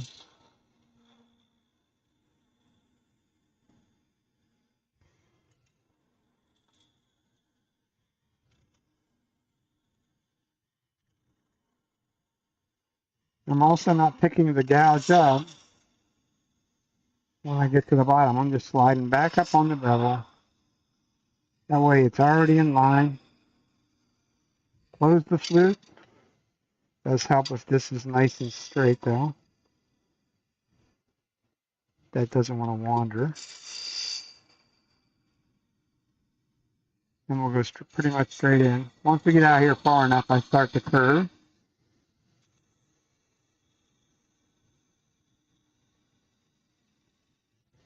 This needs to be a straight rim.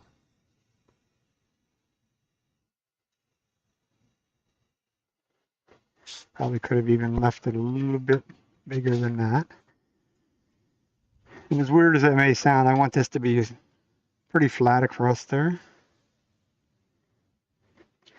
My wife, like I say, my wife is learning how to do pyrography. So if I leave her a nice little sort of rim there that she can work with her pyrography and do a little bit of burning on this outside edge, and then I would something like that. Then I could come back and finish it after she does her thing. And cherry does burn well. It really looks nice when you do burn it. So we're going to do a little bit of an undercut rim.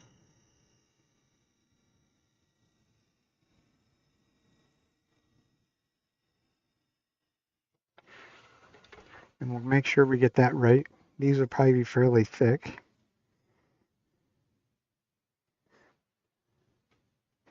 It's definitely. Where did I put them? Over here. Once again, we can't set a caliper, so we're going to have to use these giant size things. That's still close to a 1/2 inch thick right there. So it's a little bit thick, but it's going to give it some weight up in the rim. It's a little bit hard to get back underneath. You got to get some material out of the wood.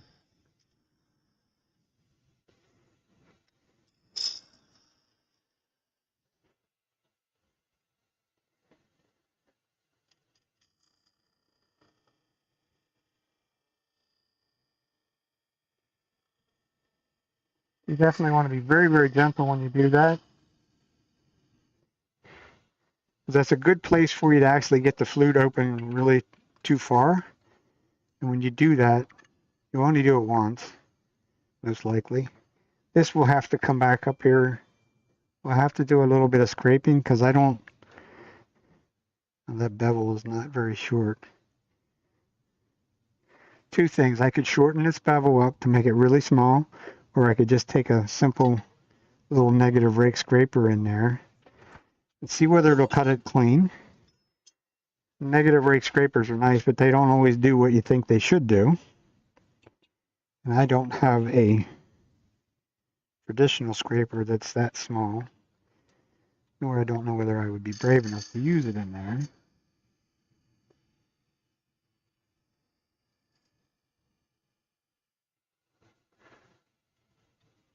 But as you can see, it hopefully did a clean enough job. It's going to stand up some of the end grain a little bit. Not that it's torn, it's just kind of, I would call it disturbed. It will take a little bit more sanding up in that area. That is kind of the downfall of doing what we're doing. So now it's pretty much just a matter of running some more of it down.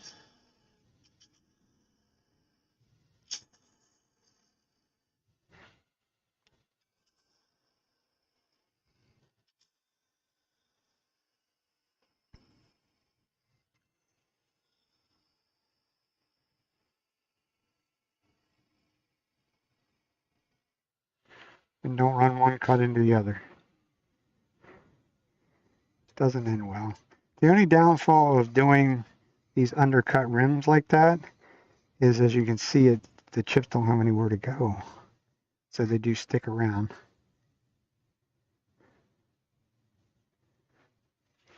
The other thing we could try with that is the clean cut tool, or the bottom bowl gouge is what I would call it. Trent Bosch calls this the clean cut tool. It does do a wonderful job. I did use it on the bottom of that bowl over the last one. It does a good job. It also can be challenging to use.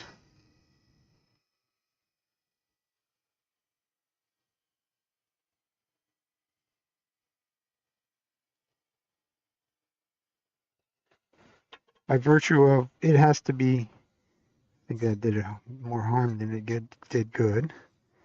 Cleaned off down some of that area, but also left a line where I can't necessarily get in there. Ooh, where I want it to be, because these things have about a 60-degree nose on it. And I'm not going to ruin the piece just to try and make it look like I'm a hero there. Would be nice if I could, but it's also not worth. There's other places to practice that. Let's put it that way.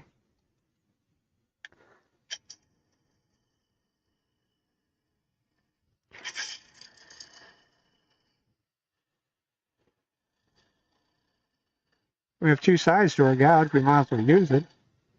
Nothing says we can't go from the center down.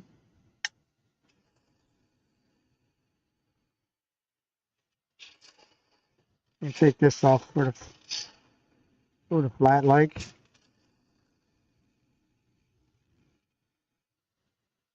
And then there's really where the bottom bowl gouge does shine.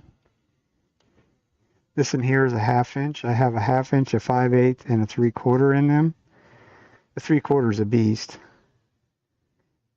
But it will also let you hang. You can actually hang over the tool rest about 6 inches with the 3/4 inch one. And have no vibration in it at all. I don't too often do the really big bowls anyhow, but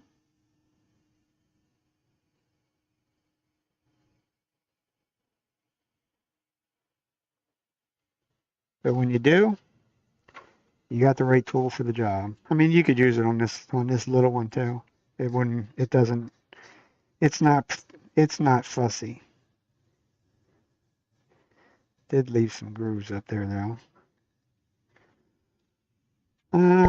Shoot. I should have went after them before. I can find that one. So is this the radius that we need? Will we want to use it? Or the little one better? The little one's probably better. Want it cutting on the center height. Does have a burr. Need to sort of want to bring a tool rest around. I don't want to be hanging at a cockeyed angle to use it though. Not that it's not aggressive. At least as long as I don't stick that point in there, it won't be aggressive.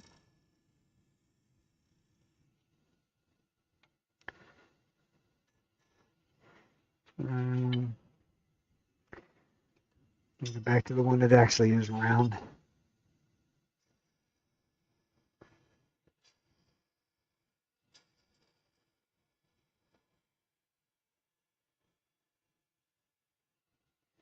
As you can see, it's nice little angel hairs that come off of them.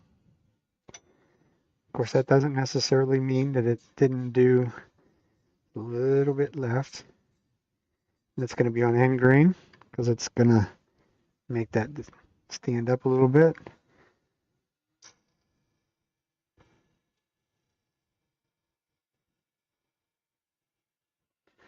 So one more time. From there, probably from there we'll just sand.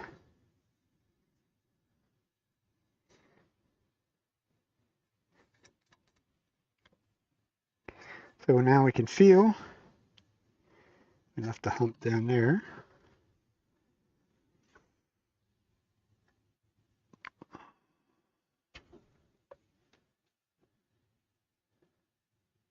Thank you for the follow there, bud.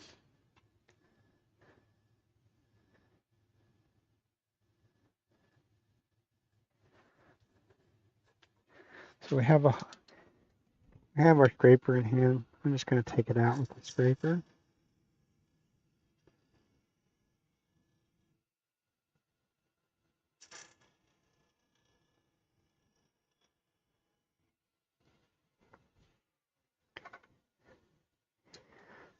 And don't stick your finger in there while it's spinning. That edge is not real sharp, but it could be. Could be sharp enough to slice your finger right open.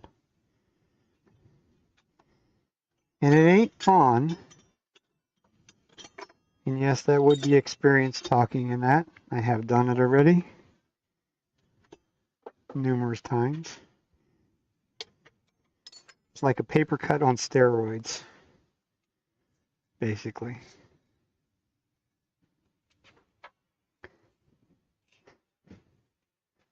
So that's the inside complete. We'll go turn the noisemaker on and we'll give the inside a sand. This one we're not going to finish tonight as far as to put the finish on it. like I said, she'll want to, she wants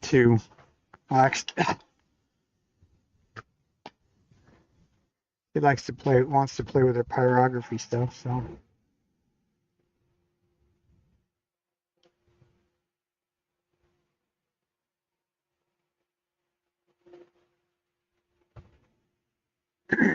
I think our 2-inch pad should work in there. Lower speed down, 600 RPM, something like that on this side.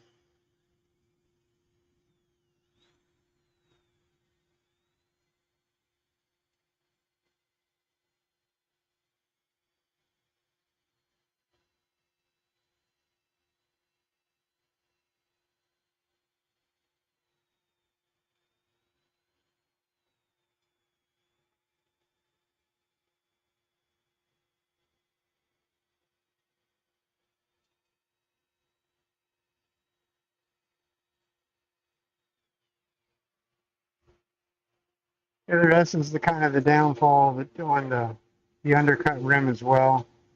Becomes much more difficult to sand up in there. Although for a change, that actually did a wonderful job.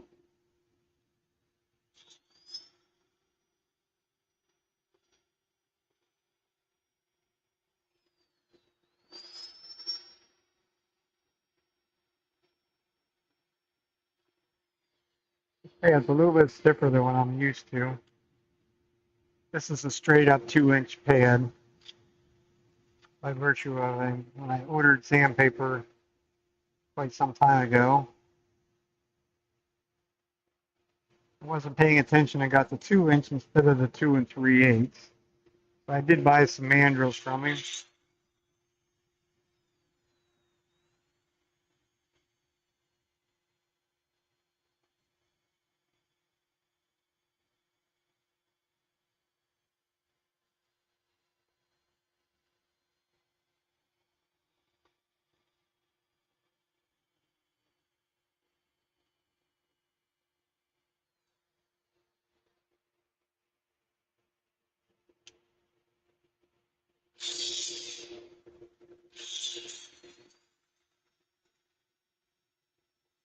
Another time, like the present, to make the rim smooth as well. Get rid of our dust and debris.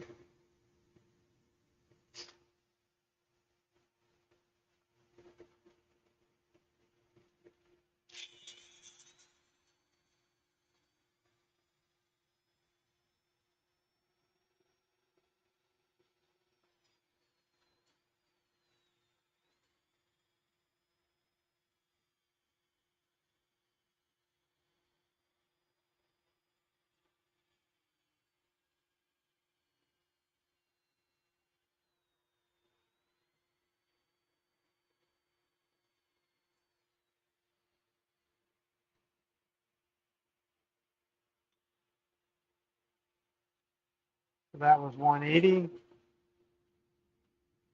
Before we go to 220, we're going to stop and look. Make sure that we got rid of any 120 scratches that may still be hiding in there.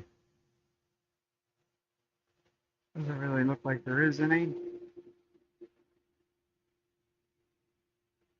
Some of these, like I say, these undercut rim is almost, let me get my scissors. Would almost be just as easy to sand that inside of that rim part, which is sheet sandpaper.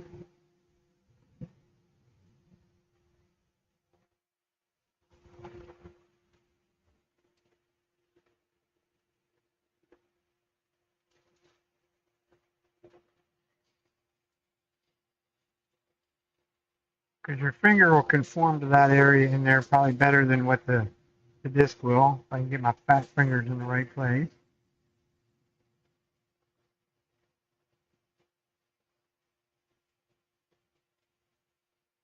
You could sand the whole thing that way if you wanted to.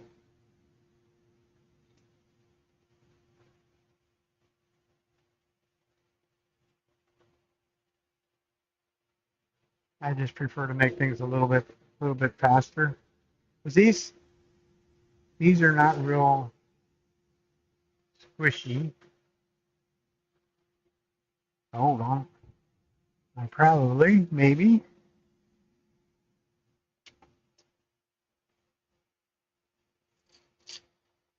A 2-inch. Yep. Nothing says that I can't put a little interface pad in between them to make it squishier. This one's about half it, so.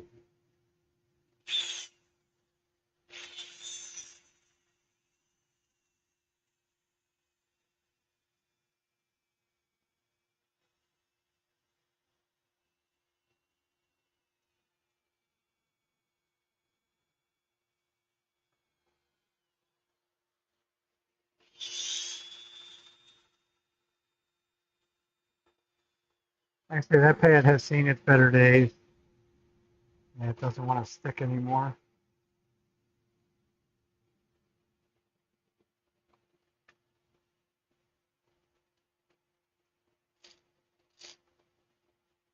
That was 220.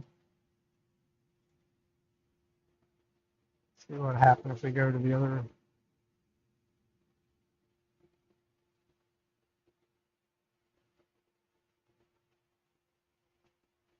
If we go to 320,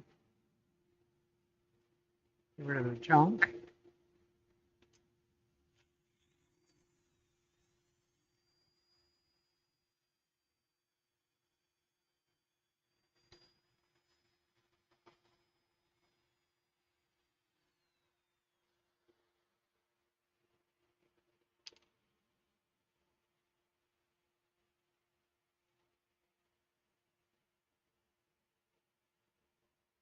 And 400.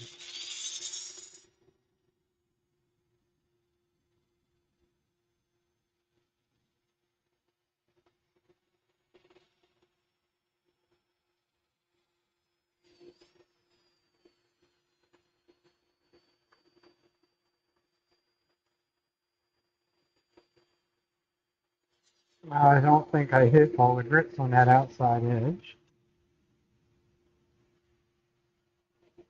And at 400, I'm going to sneak in here. And I'm going to sand that little bit at the rim and around that corner over a little bit. It looks like there's a line in there to me. There is. Evidently, that's where we are not quite getting up underneath that rim like we should be. So we'll do that by hand. Don't push so hard on the sandpaper. You'll heat your fingers up in a hurry.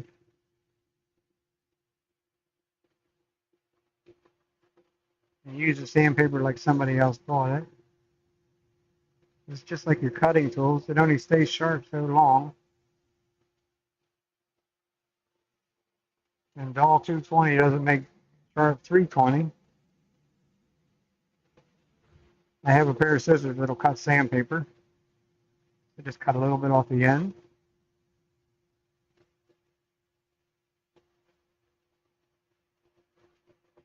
I might have to go back coarser than that. Not sure what that line. No, we got it. Just a place where the dust, sort of the dust line was sticking in there.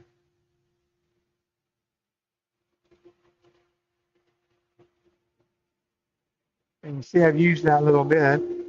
So if I cut that little bit off, I have fresh sandpaper.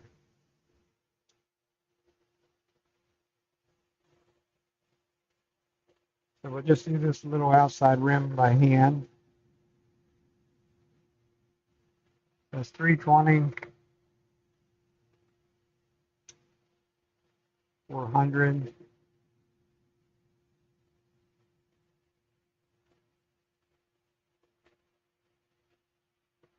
When I sand with sheet sandpaper, I will go a lot higher in grit than I do with the discs. This is 600.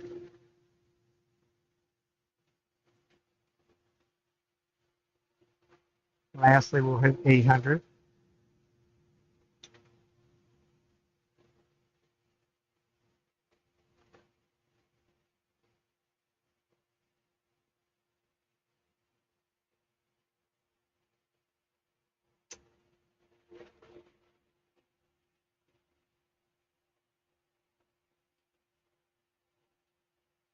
She'll probably tell me it's not a big enough rim on it for her, but it is what she's going to get. So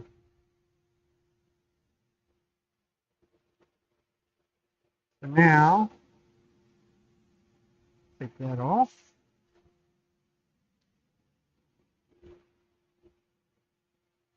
Put some things out on my road. We could even, if we wanted to, we could take our 800 grit onto the inside. Do a little random orbit with that. As you can see, it took it from being super shiny to like a doll. That's okay, because it removed any of the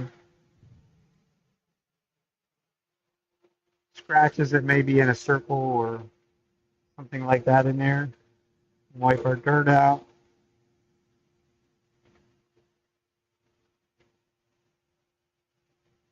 That's inside is basically ready to finish. Like I say, we're not going to do that tonight. We did the first one that way.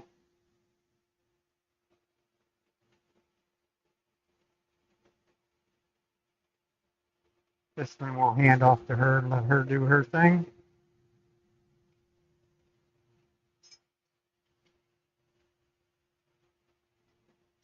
And a few things out of the road.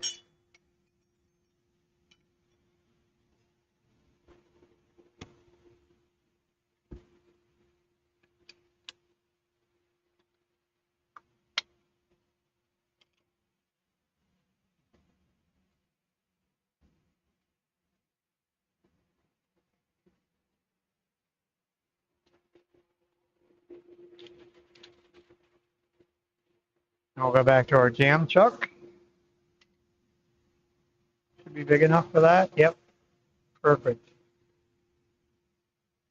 This time I'm going to try something here. Put a couple of paper towels on the inside of it. Give it a little bit softer. This stuff is pretty soft, but maybe it won't leave any marks.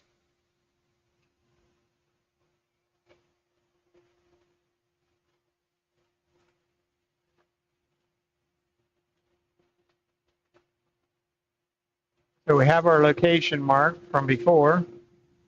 As you see, we weren't quite to where it's a perfect circle in there, so it did leave some little marks.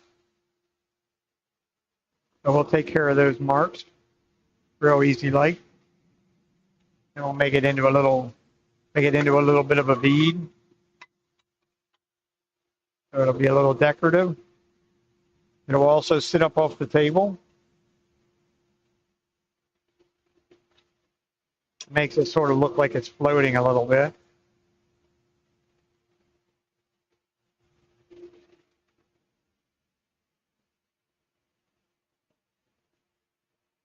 And that we'll do with our spindle gouge. As you can see, it's certainly not perfectly true on the tenon down here. That doesn't really matter. We'll just clean it up.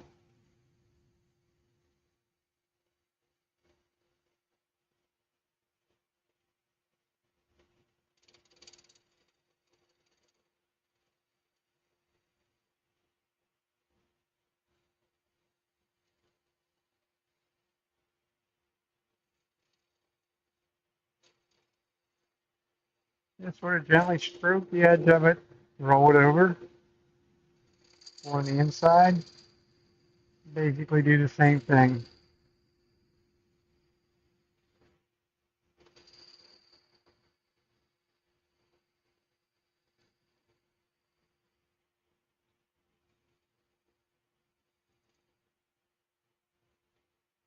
Flip it over and go back into that groove.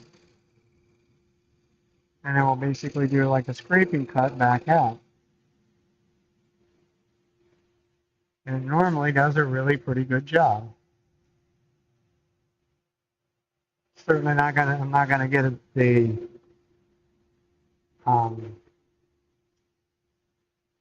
do you want to say, start with 220 or 320 in there? Not gonna happen, but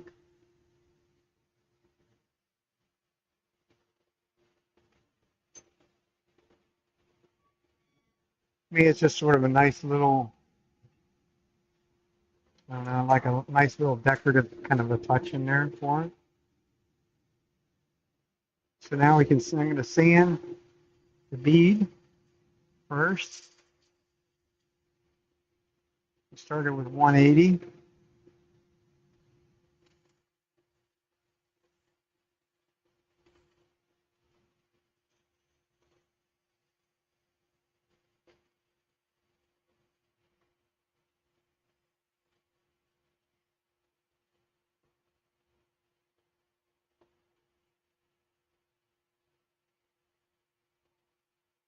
I just try and make it as much of a round bead in there as what I possibly can.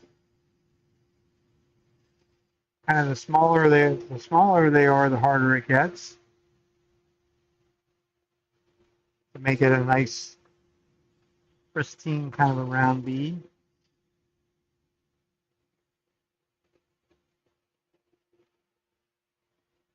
I really should buy a real, like a 2-inch long tool rest. If I would have a small enough tool rest in there, I have the D-Way beading tools, and then I could actually cut a perfect bead in there using them. It'd be like no muss, no fuss. Be a cleaner cut.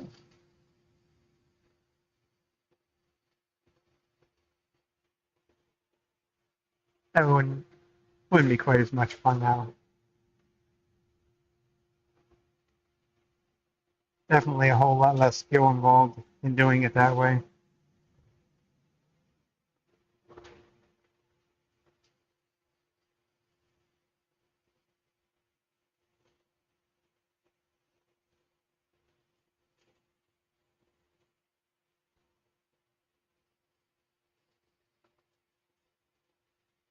And I've discovered it's really best if I do this first before I go getting carried away on the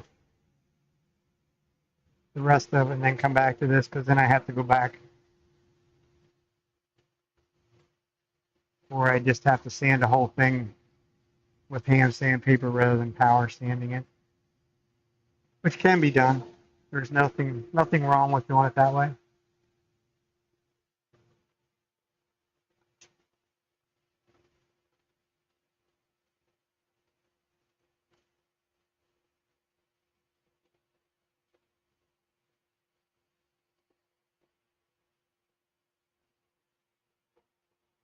And last but not least is 800. And the reason I go that high is because I'm sanding by hand. And right now, as it stands, there is 800 grit scratches. If you could get the right amount of light in the right place along there, you would see the 800. You could see their concentric ring. So I can show you what the concentric rings would look like. I sand up here with 180 grit sandpaper.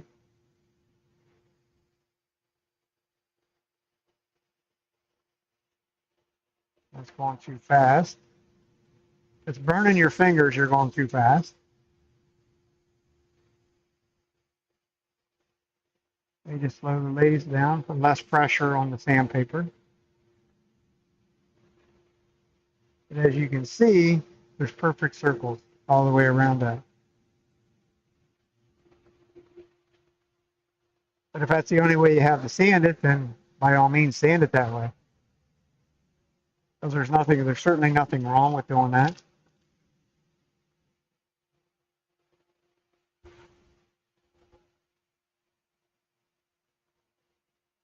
So since we already sanded 180 that way, I'll go back to 150 this way.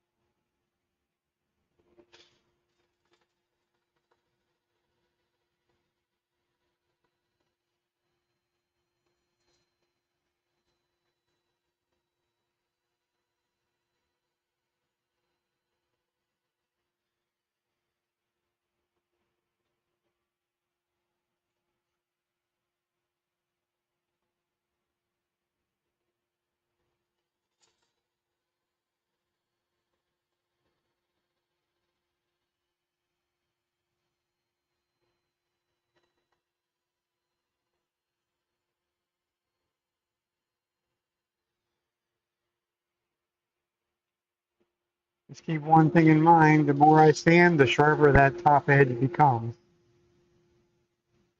So that paintbrush is really your friend rather than touching it with your hand. Let's we go back to that magic scenario of the paper cut on steroids.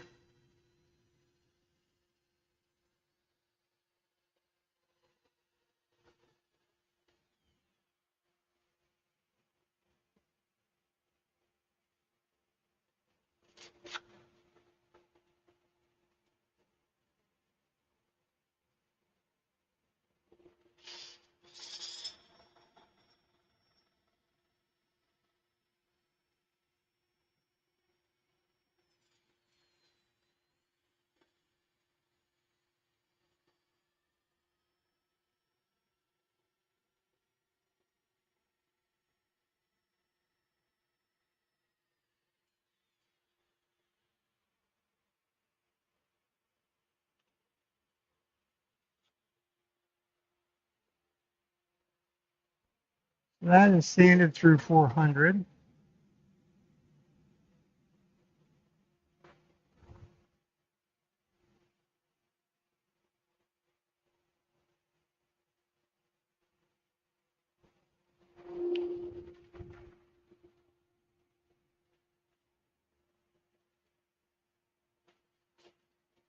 So we also have razor blade edge. So I'm going to take 400 very gently and round it over. And then a little bit of 600. Then basically do the same thing. I don't want to push hard on it because you can see that it's not necessarily running as true as it could be.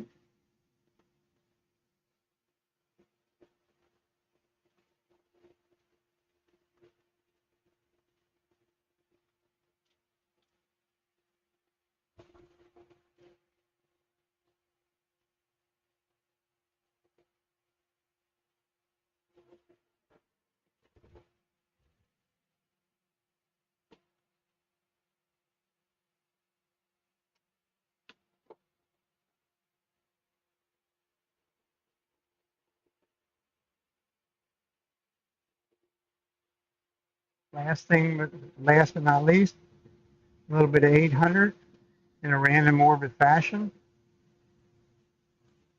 Little circles. Break up any of the radial scratches that may be left behind. If you're going to put a dull finish on something like this, you could probably stop at about 220 or 320. Because the shine is what shows the scratches.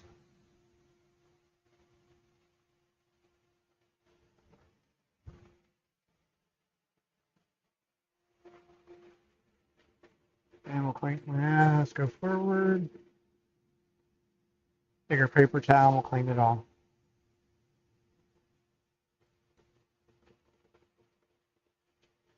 Paper towel is actually abrasive itself to a certain point, a very small certain point, but it does a good job cleaning it for you. And that is going to be all we're going to do to that one.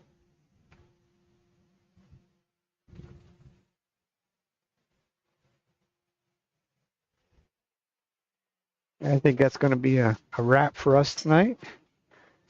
And one more day off. I guess I was on vacation this week. So it's been a pretty full week of in my shop pretty much every day. Quite a number of hours each day, actually. Yeah, that's a good idea. Put the paper towels in there. It didn't, the other one left a little bit of a ring in there from where it compresses it. So the extra little padding helped it. Now we don't have no ring, no extra work. Just a little flat rim bowl. A little bit undercut rim. So if you would put your peanuts or M&Ms in there and you go like that and scoop them up, it'll roll them right up into your hand.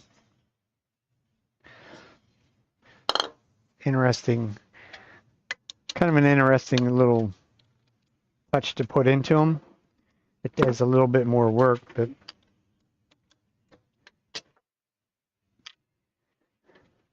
that was a Trent Bosch philosophy on that one. Took a class from him the last summer, I think it was. Like I say, I get to go to these places because it's vacation, or I schedule vacation to go. Like there, he's in Colorado. My wife has some of her painting friends are in Colorado, so that was a no-brainer. She could go hang out with her friends, and I could go take a class for 3 days. It is fun to do. It is expensive to do, but it is fun.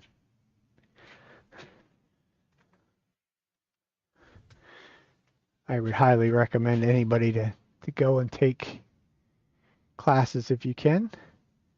I left it on there. You couldn't see what I was doing on the inside. Yes, you can. Yeah. Go back to there. There we go. Strictly overhead.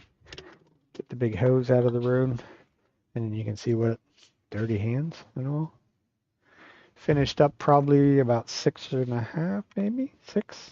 Yeah, about 6 inches. Started out about 2. Still about 2.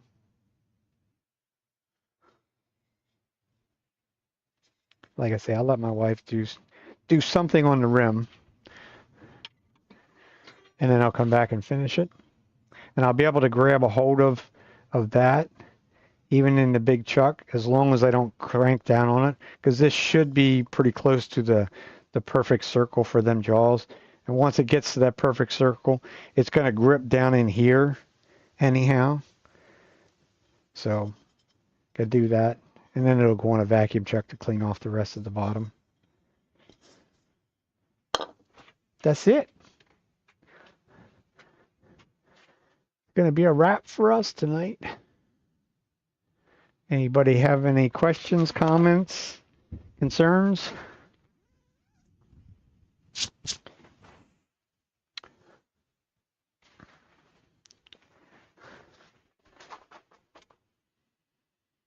Those of you that are fortunate enough to go to the SWAT Symposium next weekend, I wish you well. Have fun.